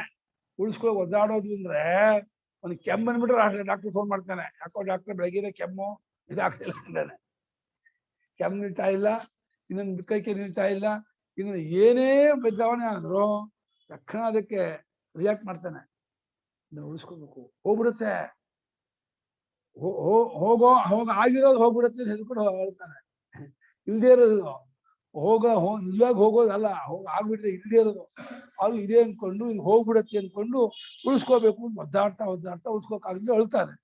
ಅದು ನಿಂತಿಲ್ಲ, ಏನೋ ಒಂದು 6 ದಿನ 10 ತಿಂಗಳಿಂದ ಜ್ವರ ಹೋಗ್ತಾನೆ ಇಲ್ಲ ಅಂತ. ಆಮೇಲೆ ರಿಪೋರ್ಟ್ ನೋಡಿದ್ರೆ ಕ್ಯಾನ್ಸರ್. ಅಯ್ಯೋ, ಬ್ಲಡ್ ಕ್ಯಾನ್ಸರ್ ತಗೊಂಡ್ರಿ ಅಳ್ತಾ ಕೂತ್ಕೋತಾನೆ. ತಾಯಿ, ಮಗಳು, ಆ ಮಕ್ಕಳು ಎಲ್ಲ ಅಳ್ತಾ ಕೂತ್ಕೋತಾರೆ. 1 ವಾರ ಅಳ್ತಾರೆ, 10 ದಿನ ಅಳ್ತಾರೆ. ಆಮೇಲೆ ಏನ್ ಮಾಡಕ್ಕಾಗತ್ತೆ ಅಂತ ಹೇಳ್ಬಿಟ್ಟು ಅವ್ರು ಟ್ರೀಟ್ಮೆಂಟ್ ಮಾಡಿಸ್ಕೊತಾ ಇರ್ತಾರೆ. ಆಮೇಲೆ ಗೊಟ್ಟಕ್ಕಂತಾರೆ, ಆಮೇಲೆ ವಡೆ ಪಾಯಸ ಹೊಡಿತಾರೆ. ಸತ್ರು ಅಮ್ಮ, ಸತ್ರು ಅಪ್ಪ ಅಂದ್ಕೊಂಡು ಆ ವಡೆ ಪಾಯಸ ಮಾಡ್ಕೊಂಡು ತಿನ್ಕೊಂಡು ಆಮೇಲೆ ಇವ್ರು ಸರ್ದಿ, ಪ್ರತಿಯೊಬ್ಬರಿಗೂ ಸರ್ದಿ ಬರ್ತಾ ಇರುತ್ತೆ. ಭ್ರಾಂತೆ. ಆಶ್ಚರ್ಯ, ಎಂತ ಮಾಯೆ ಅಂತೀನಿ ನನಗೂ. ಯಾರು ಬಿಡಲ್ಲ ಈ ಮಾಯೆ. ರೇಷ್ಮೆ ಹೊಳುವಂತೆಯೇ ಕರ್ಮದಿಂದ ಬದ್ಧನಾಗ್ತಾನೆ, ಕಟ್ಟಾಕೋತಾನೆ. ತತ್ರ ಭೂತಗ್ರಾಮಿಮಂ ವಿಸಜಾಮಿ ಉದಾಸೀನವದಾಸೀನಂ ಇತಿ ಚ ವಿರುದ್ಧ ಮುಚ್ಯತೆ. ತತ್ಪರಿಹಾರಾರ್ಥಮಾಹ. ಇಲ್ಲಿ ಭೂತಗ್ರಾಮಗಳನ್ನ, ಭೂತ ಸಮುದಾಯವನ್ನೆಲ್ಲ ನಾನು ಉಂಟು ಮಾಡ್ತೀನಿ ಒಂದು ವಾಕ್ಯ. ನಾನು ಉದಾಸೀನಂತೆ ಇರತಕ್ಕವನು ಇನ್ನೊಂದು ವಾಕ್ಯ. ಏನು ಉದಾಸೀನಂತೆ ಇರೋನಾದ್ರೆ ಭೂತ ಸಮುದಾಯ ಸೃಷ್ಟಿ ಮಾಡುವನಲ್ಲ, ಭೂತ ಸಮುದಾಯ ಸೃಷ್ಟಿ ಮಾಡುವನಾದ್ರೆ ಉದಾಸೀನಾಗಿರುವನಲ್ಲ. ಎರಡನ್ನೂ ಹೇಳ್ತಿದೆಯಲ್ಲ, ಒಂದಕ್ಕೊಂದು ವಿರುದ್ಧ ಆಯ್ತಲ್ಲ. ನೀನು ಭೂತಗ್ರಾಮ ಸೃಷ್ಟಿ ಮಾಡುವವನು, ಉದಾಸೀನಂತೆ ಇರೋವನು ಹೇಳ್ಬಿಡು, ಒಂದೇ ವಾಕ್ಯ ಹೇಳು. ಎರಡೂ ಹೇಳ್ಬೇಡ. ಎರಡು ಹೇಳ್ಬಿಟ್ರೆ ಅವಂಗಲ್ಲ, ತಪ್ಪಾಗತ್ತೆ. ನೀನ್ ಹೆಂಗ್ ಹೊಂದಿಸ್ತೀಯಾ ಅಂತ ಕೇಳಿದ್ರೆ ಅದಕ್ಕೆ ಪರಿಹಾರಕ್ಕಾಗಿ ಮುಂದಿನ ಶ್ಲೋಕ. ಆ ಎರಡು ಶ್ಲೋಕ ಸೇರಿಸಿದ್ರು ಭಾಷ್ಯಕಾರರು. ಭೂತ ಸಮುದಾಯವನ್ನೆಲ್ಲ ಸೃಷ್ಟಿ ಮಾಡ್ತೀನಿ ಅಂತ ಒಂದು ವಾಕ್ಯ, ಉದಾಸೀನ ಸುಮ್ಮನೆ ಇರ್ತಕ್ಕಂಥ ಒಂದು ವಾಕ್ಯ. ಸುಮ್ಮನೆ ಇರೋದ್ರೆ ಸೃಷ್ಟಿ ಮಾಡಿದೆ ಬೇಡ. ನಮ್ಗೇನಪ್ಪ, ನಾವೇನು ಮಾಡೋಲ್ಲ, ಅದೇ ತಿಳಿಸಿ ಹೊಡೆದು ಒಂದೆರಡು ಹೋಗುತ್ತೆ ನಂಗೆ ಅಷ್ಟೇ. ಸನ್ಯಾಸಿ ನಾವ್ ಹೇಳೋದಲ್ಲ ಅಂತ. ಆಮೆಗೆ ಹೊಡಿತಾ ಇದ್ರು ಹುಡುಗರು ಕಲ್ಲಿಂದ, ಆ ಚಿಪ್ ಮೇಲೆ ಏಟ್ ಬಿಡ್ತಿದ್ವು. ಆ ಚಿಪ್ಪಿಗೆ ಎಷ್ಟು ಏಟ್ ಬಿದ್ದು ಆಮೆಗೆ ಏನು ಆಗ್ತಿರ್ಲಿಲ್ಲ. ತಿರುಗಿಸಿ ಒಂದು ಹೊಡೆದ್ರೆ ಸತ್ತೋಗತ್ತೆಪ್ಪ, ನಾನ್ ಸನ್ಯಾಸಿ ಇದೆಲ್ಲ ಹೇಳೋದೆ ಅಂತ ಅಂದ್ಕೊಂಡು ಹೋದಂತೆ. ತಿರುಗಿಸಿ ಹೊಡೆದ್ರೆ ಒಂದೆರಡು ಸಾಯ್ತು ಎಂದ್ರು. ಸನ್ಯಾಸಿ ಹೇಳ್ಕೊಟ್ಟು ನಾ ಸನ್ಯಾಸಿ ಇದೆಲ್ಲ ಹೇಳೋದೆ ಎಂದು. ಹಾಗೆ ಹೇಳಿದ್ದು ಆಗ್ಬೇಕು, ಹೇಳಿಲ್ಲ ಅಂತ ಅನ್ಸ್ಕೋಬೇಕು. ಅದು ಪರಿಹಾರಕ್ಕೆ ಹೇಳ್ತಾನೆ. ಮಯಾಧ್ಯಕ್ಷೇಣ ಪ್ರಗತಿ ಸೂಯತೆ ಸಚರಾಚರಂ ಹೇತುನಾನೇನ ಕೌಂತೆಯ ಜಗತ್ ಪರಿವರ್ತತೆ.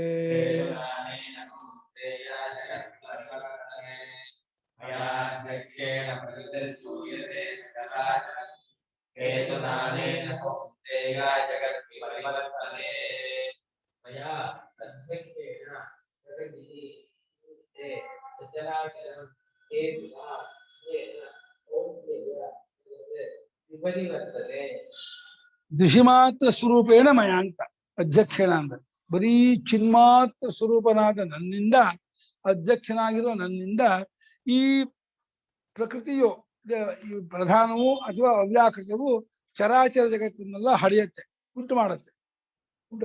ಪ್ರಕೃತಿ ಉಂಟು ಮಾಡಿದೆ. ಇವರೆಗೂ ಭೂತಗ್ರಾಮ ಸೃಜಾಮಿಯಿಂದ ಈಗ ಪ್ರಕೃತಿ ಮೇಲೆ ಹಾಕಿದ. ಇದು ಮಾಡುತ್ತೆ. ಒಂದು ವಿಧಾನ ಎಲ್ಲೆಲ್ಲ ಅಜ್ಞಾನ ಪಾಪ ಹೇಗೆ ಹೇಳ್ತಾ ಇದ್ದಾನೆ ಅಂತ. ಇಲ್ಲಿ ನಾನ್ ಸೃಷ್ಟಿ ಮಾಡಿದೆ ಅಂದ್ರೆ ಕೆಲವು ರಗಳೆ ಬರುತ್ತೆ ಅಂತ ಹೇಳಿ ಪ್ರಕೃತಿಯನ್ನ ಅಂತಂದ. ಪ್ರಕೃತಿ ಸೃಷ್ಟಿ ಮಾಡುತ್ತೆ ಅಂದ್ರೆ ನೀನ್ ಯಾತಕ್ಕೆ ಇಲ್ಲ ಇಲ್ಲ ನನ್ನನ್ನು ಬಿಟ್ಟು ಏನು ಆಗಲ್ಲ, ನಾನೇ ಮಾಡಿ, ನೀನ್ ಮಾಡಿದ್ರೆ ನಿಂಗೆ ಬರುತ್ತಲ್ಲ, ಅದು ಇಲ್ಲ ಇಲ್ಲ ಪ್ರಕೃತಿ ಮಾಡುತ್ತೆ ಹಿಂಗ ಹಂಗಾದ್ರೆ ಹಂಗಾದ್ರೆ ಹಿಂಗೆ ಏನಾಗಿದೆ ತಪ್ಪಿಸ್ಬೇಕೆ ಅಂತ. ಇಲ್ಲಿ ತತ್ವ ಏನು ಮಾಡೋನಲ್ಲ, ಮಾಡಿಲ್ಲ ಅಂತ. ಆದ್ರೆ ಮಾಡಿದ್ದುಂಟು, ಆಗಿದ್ದುಂಟು, ಎಲ್ಲ ಉಂಟಾಗಿದೆ ಅಂದ್ರೆ ಅವನಲ್ಲದೆ ಇನ್ನೊಬ್ಬನಲ್ಲ. ಅವನ್ ನೇರವಾಗಿ ಮಾಡಿದ್ನು ಅಂದ್ರೆ ಇಲ್ಲ, ಮಧ್ಯದಲ್ಲಿ ಪ್ರಕೃತಿ ಒಂದು ಇಟ್ಕೊಂಡು ಅದರಲ್ಲಿ ಅಡಗಿರೋ ಜೀವರಾಶಿಗಳು ಅವರ ಪುಣ್ಯ ಪಾಪಗಳನ್ನು ತಕ್ಕ ಹಾಗೆ ಅವರವರ ಜನ್ಮ, ಅವರವರ ಕರ್ಮ, ಅವರವರ ಪುಣ್ಯ ಪಾಪ ಸುಖ ದುಃಖಗಳು ಅದಕ್ಕ ಆಗ್ತಾ ಹೋಗ್ತಾರೆ ಅಂತ ಹೇಳಿ ಅಧ್ಯಕ್ಷನಾಗಿರುವ ನನ್ನಿಂದ, ದಿಶಿಮಾತ್ರ ಸ್ವರೂಪನಾದ ನನ್ನಿಂದ ಈ ಪ್ರಕೃತಿಯು ಅವಿದ್ಯಾ ಲಕ್ಷಣವಾದ, ಅವಿದ್ಯಾ ಕಲ್ಪಿತವಾದಂತಹ ಮಾಯೆ, ಪ್ರಕೃತಿ, ಅವ್ಯಾಕೃತ, ಅವ್ಯಕ್ತ, ಪ್ರಧಾನ, ಅದು ಚರಾಚರ ಜಗತ್ತನ್ನೆಲ್ಲ ಹಡೆಯತ್ತೆಯನ್ನು ಉಂಟು ಮಾಡುತ್ತೆ. ಅನೇನ ಹೇತುನ, ಈ ಕಾರಣದಿಂದಲೇ ಹೇ ಕೌಂತೆಯ ಜಗತ್ತು ವಿಪರಿವರ್ತ, ಜಗತ್ತು ಬದಲಾವಣೆಯನ್ನು ಹೊಂದ್ತಾ ಇರುತ್ತೆ. ಆ ಪ್ರಕೃತಿ ಹಡೆದ್ರಿಂದ ಪ್ರಳಯದವರೆಗೂ ದಿನೋ ಚೇಂಜ್ ಆಗ್ತಾನೇ ಇರುತ್ತೆ. ಬೆಟ್ಟ ಗುಡ್ಡಗಳು ಕಡಿಯೋದು, ಕಾಡುಗಳನ್ನೆಲ್ಲ ಕಡಿಯೋದು, ಇನ್ನೆಲ್ಲ ಬೆಟ್ಟ ಹುಟ್ಕೊಳ್ಳೋದು, ಇಲ್ಲ ನದಿಗಳು ಬಚ್ಚ ಹೋಗೋದು, ಇಲ್ಲ ನದಿ ಹುಟ್ಕೊಳ್ಳೋದು, ಇಲ್ಲ ಗ್ರಾಮಗಳೆಲ್ಲ ಹುಟ್ಕೊಳ್ಳೋದು, ಇನ್ಯಾವುದೋ ಗ್ರಾಮಗಳಿಗೆ ಹೋಗೋದು, ಎಲ್ಲ ಆಗ್ತಾ ಇರುತ್ತೆ. ಪ್ರಪಂಚ ಪ್ರತಿ ಕ್ಷಣಕ್ಕೂ ಬದಲಾವಣೆ ಆಗ್ತಾನೇ ಇದೆ. ಬದಲಾವಣೆ ಆಗ್ತಾ ಇದ್ರು ಅದು ಇದಾಗ್ತಾನೆ ನಡೀತಾನೇ ಇರುತ್ತೆ.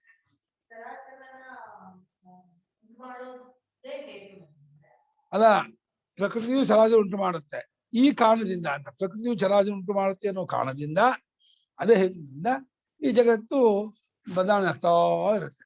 ಅದು ಪ್ರಕೃತಿಯ ಗುಣಗಳು ತಾನೆ, ಗುಣಗಳು ಚಲ ಸ್ವಭಾವ ತಾನೆ. ಗುಣಗಳು ಸ್ಥಿರ ಸ್ವಭಾವ ಇಲ್ಲ.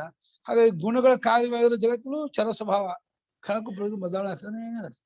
ದೇಹವಾಗಲಿ ಹೊರಗಿನ ಪದಾರ್ಥವಾಗಲಿ ಯಾವುದು ಇದಾಗಿರಲ್ಲ. ಪ್ರತಿ ಕ್ಷಣಕ್ಕೂ ಅದು ಹೆಚ್ಚಾಗೋದು, ಕಮ್ಮಿ ಆಗೋದು, ರೂಪಾಂತರ ಮಾಡೋದು, ಡಿಮ್ ಆಗೋದು, ಶೈನಿಂಗ್ ಆಗೋದು ಆಗ್ತಾನೆ ಇರುತ್ತೆ. ಅದು ಅಪೇಕ್ಷಾ ದೃಷ್ಟಿಯಿಂದ ಯಾವ್ದು ಡಿಮ್ಮು, ಯಾವ್ದು ಶೈನಿಂಗು, ಯಾಕೆ ಶೈನಿಂಗು, ಯಾಕೆ ಚಂದ, ಅದೆಲ್ಲ ಕಲ್ಪನೆ. ಅದೆಲ್ಲ ಗೋಪಾಲ್ ಬಂದಿದ್ದಾರೆ, ನೀನು ಹೇಳ್ಬೇಕಾ? ಅಭಿಕ್ರಿಯಾತ್ಮನ ಅಧ್ಯಕ್ಷೇಣ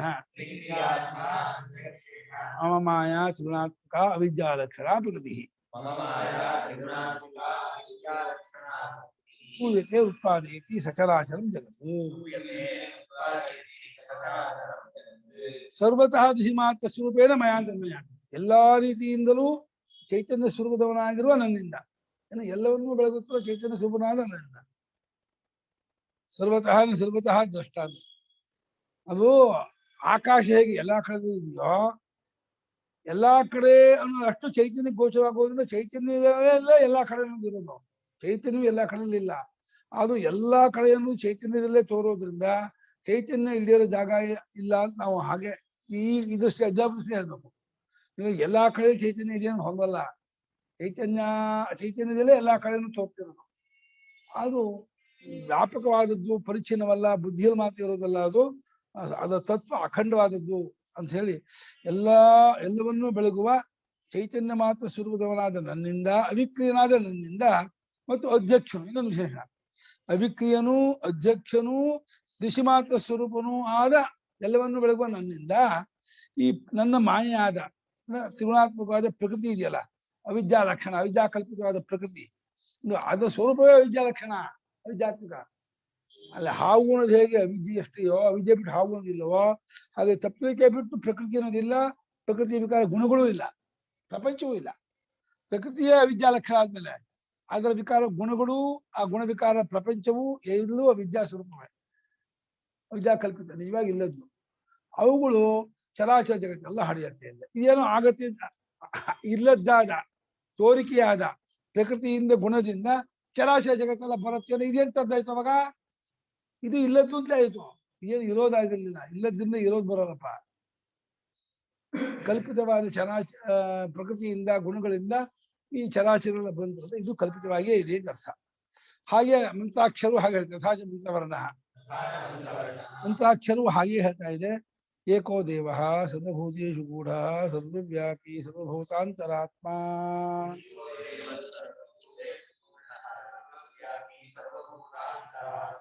ಕರ್ಮಾಧ್ಯಕ್ಷ ಸರ್ವಭೂತಾಧಿವಾಸ ಸಾಕ್ಷಿ ಚೇತ ಕೇವಲೋ ನಿರ್ಗುಣಶ್ಚ ಇತಿ.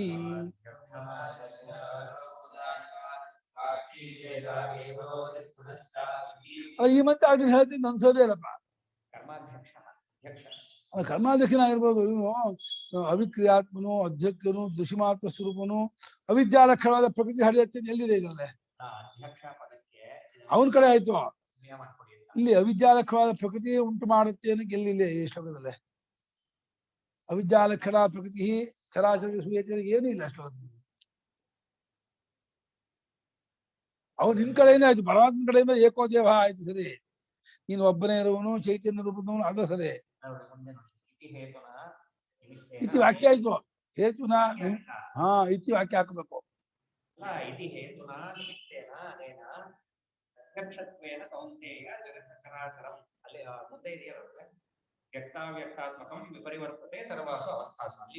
ಇತಿ ವಾಕ್ಯ ಹಾಕೊಂಡ್ಬಿಟ್ಟಿದ್ದೀನಿ. ಈ ಹೇತು ಮುಂದೆ ಸ್ವಾಮಿ ಹಾಗೆ ಮಾಡಿದ್ರು ಕನ್ನಡದಲ್ಲಿ. ಪ್ಯಾರ ಮುಗಿಸ್ಬಿಟ್ರು, ಎಲ್ಲಿ ಕೌಂತೇನೆ ನೆಕ್ಸ್ಟ್ ಪ್ಯಾರ ಶುರು ಮಾಡಿದ್ರು. ಮುಂದಿನ ಆಕಳ ಇದೆ ಅಲ್ಲಿ ಪ್ಯಾರ ಮುಗೀತು.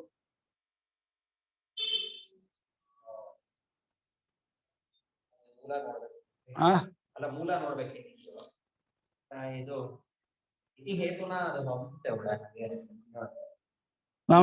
ಕಾರಣದಿಂದ ನಿಮಿತ್ತ ಇನ್ನೊಂದು ವಾಕ್ಯ ಇಲ್ವಾ ಅಲ್ಲಿ?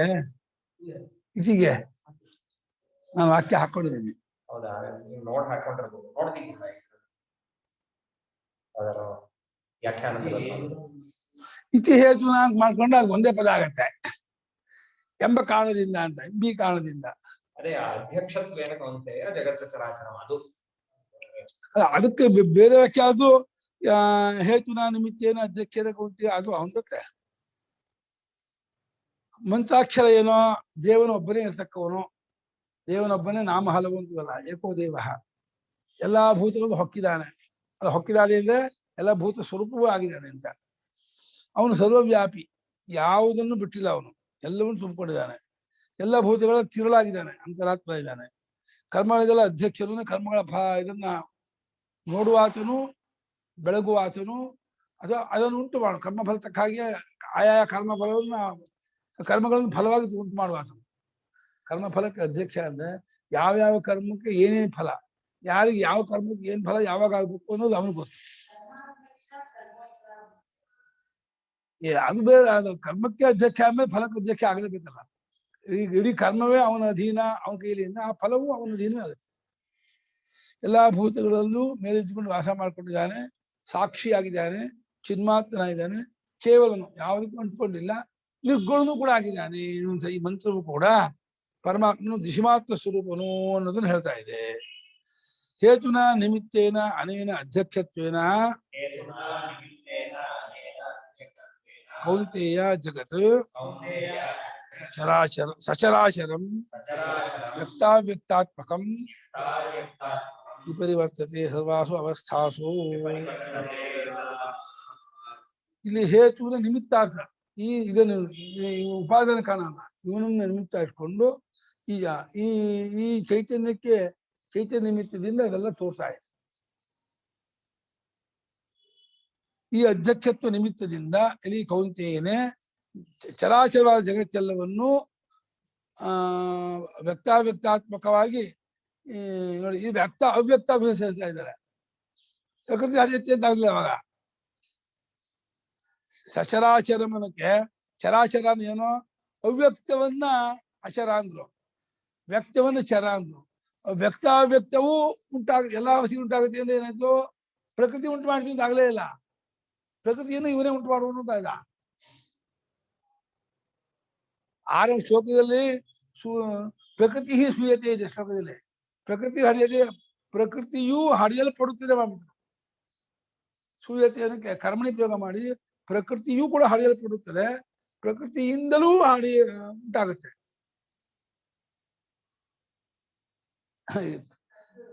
ಸೂಯತೆಗೆ ಕರ್ಮ ಪ್ರಕೃತಿ ಆಗ್ಬಿಟ್ಟು ಕ್ರಿಯತೆ ಕರ್ಮವು ಮಾಡಲ್ಪಡುತ್ತದೆ, ಪ್ರಕೃತಿಯು ಉಂಟಾಗಲ್ಪಡುತ್ತದೆ, ಮತ್ತೆ ಚರಾಚರ ಜಗತ್ತು ಉಂಟಾಗಲ್ಪಡುತ್ತದೆ.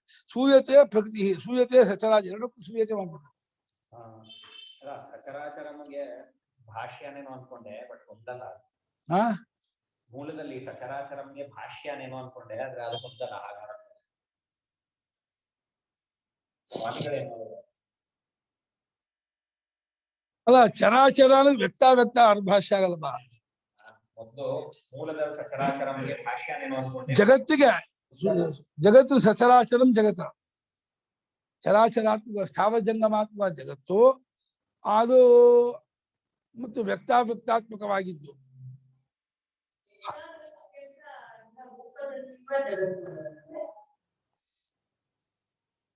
ಅಲ್ಲ, ವ್ಯಕ್ತಾತ್ಮಕಾತ್ಮಕಂ ಸತ್ ಅಸೂಯತೆಯ ವ್ಯಕ್ತಾತ್ಮಕವಾದ ಜಗತ್ತು ಮಾಡ್ತೀರ. ಹಾ ಮಾಡಿದ ಸ್ವಾಮಿಗಳು ಅವಾಗ ಅವ್ಯಕ್ತವನ್ನು ಹರಿಯತೆ ಮಾಡಲಿಲ್ಲ. ಅವಾಗ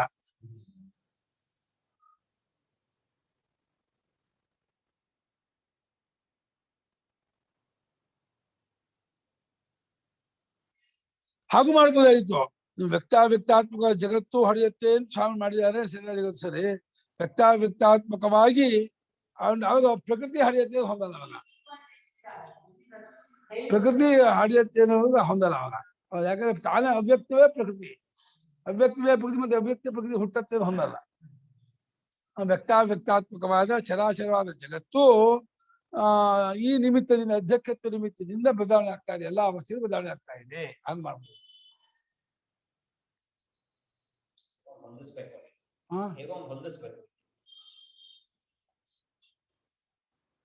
ಅಲ್ಲ, ಜಗತ್ತು ವ್ಯಕ್ತಾತ್ಮಕ ಅಂದ್ರೆ ಅವ್ಯಕ್ತಾತ್ಮಕವಾದ ಜಗತ್ತು ಅವ್ಯಾಕೃತವನ್ನು ಜಗತ್ತಿಗೆ ಸೇರಿಸ್ಬಿಟ್ರೆ ಅಲ್ಲ ಈ ಆಕದಲ್ಲೇ ವ್ಯಕ್ತ ವ್ಯಕ್ತ ಇದೆಯಾ? ಹಾಗೆ ಮಾಡೋದು ಒಂದಲ್ಲ, ಅಕ್ಷರಾರ್ಥ ಹಾಗೆ ಮಾಡಿದ್ರೆ ಆ ಸ್ವರೂಪದಲ್ಲಿರೋದನ್ನ ಅದನ್ನೇ ತಿರ್ಗಾ ಹೊರಿಸುತ್ತೆ ಅನ್ನೋದು ಒಂದಲ್ಲ. ವ್ಯಕ್ತಾತ್ಮಕಂ ಜಗತ್ತಂತ ಜಗತ್ತಲ್ಲಿ ವಿಶೇಷಣ ಮಾಡಿದ್ರೆ ಅದ್ ತಿರ್ಗಾ ಯಾಕೆ ಇದು ಅವ್ಯಕ್ತ ಅದೇ ಅವ್ಯಕ್ತ ಅಂತ ಹೇಗೆ ಹೇಳ್ತಾರೆ? ಈ ಪ್ರಕೃತಿಗೂ ಅದನ್ನೇ ಅಲ್ಲ. ಅಲ್ಲ ಅದು ಸಾಮಾನ್ಯ ಅರ್ಥ ಅನ್ಕೋಬೇಕು. ಇಲ್ಲಿ ಜಲ ಯಾವ್ದೋ ತೋರ್ತಾ ಇದೆ ಅಷ್ಟ. ಇಲ್ಲಿ ಪ್ರಾಣಿಗಳ ಸತ್ವದ ಅವ್ಯಕ್ತವಾದ್ರು ಇಟ್ಬೇಕು, ಹಂಗ್ ಮಾಡ್ಕೋಬೇಕು. ಅವ್ಯಾಕೃತ ಅಂತ ಹಾಗೆ ಅಲ್ಲಿಗೆ ಹೋಗ್ಬಾರ್ದು. ಅರಿವಿಗೆ ಗೋಚರವಾಗ್ತಾ ಇರೋದು ಅಷ್ಟ. ಇಲ್ಲೇ ಅರಿವು ಗೋಚರವಾಗಿರೋದು ವಾಯು ಆಕಾಶ ಅವ್ಯಕ್ತ, ಪೃಥ್ವಿ ತೇಜಸ್ಸು ವ್ಯಕ್ತ. ಹೀಗ್ ಮಾಡ್ಕೊಂಡು ಮೂರ್ತವನ್ನ ವ್ಯಕ್ತ ಅಂತ ಇದ್ದಾರೆ. ಜಗತ್ತು ಬದಲಾವಣೆ ಎಲ್ಲಾ ಅವಸ್ಥೆಯಲ್ಲೂ ಅಂದ್ರೆ ಜಾಗೃತ ಸ್ವಪ್ನ ಸುಷುಪ್ತಿ ತಗೊಳ್ಳಿ ಅಥವಾ ಉತ್ಪತ್ತಿ ಸ್ಥಿತಿ ಲಯ 3 ಕಾಲದಲ್ಲೂ ಬದಲಾವಣೆ ಆಗ್ತಾ ಇರುತ್ತೆ. ಟೈಮ್ ಆಯ್ತು.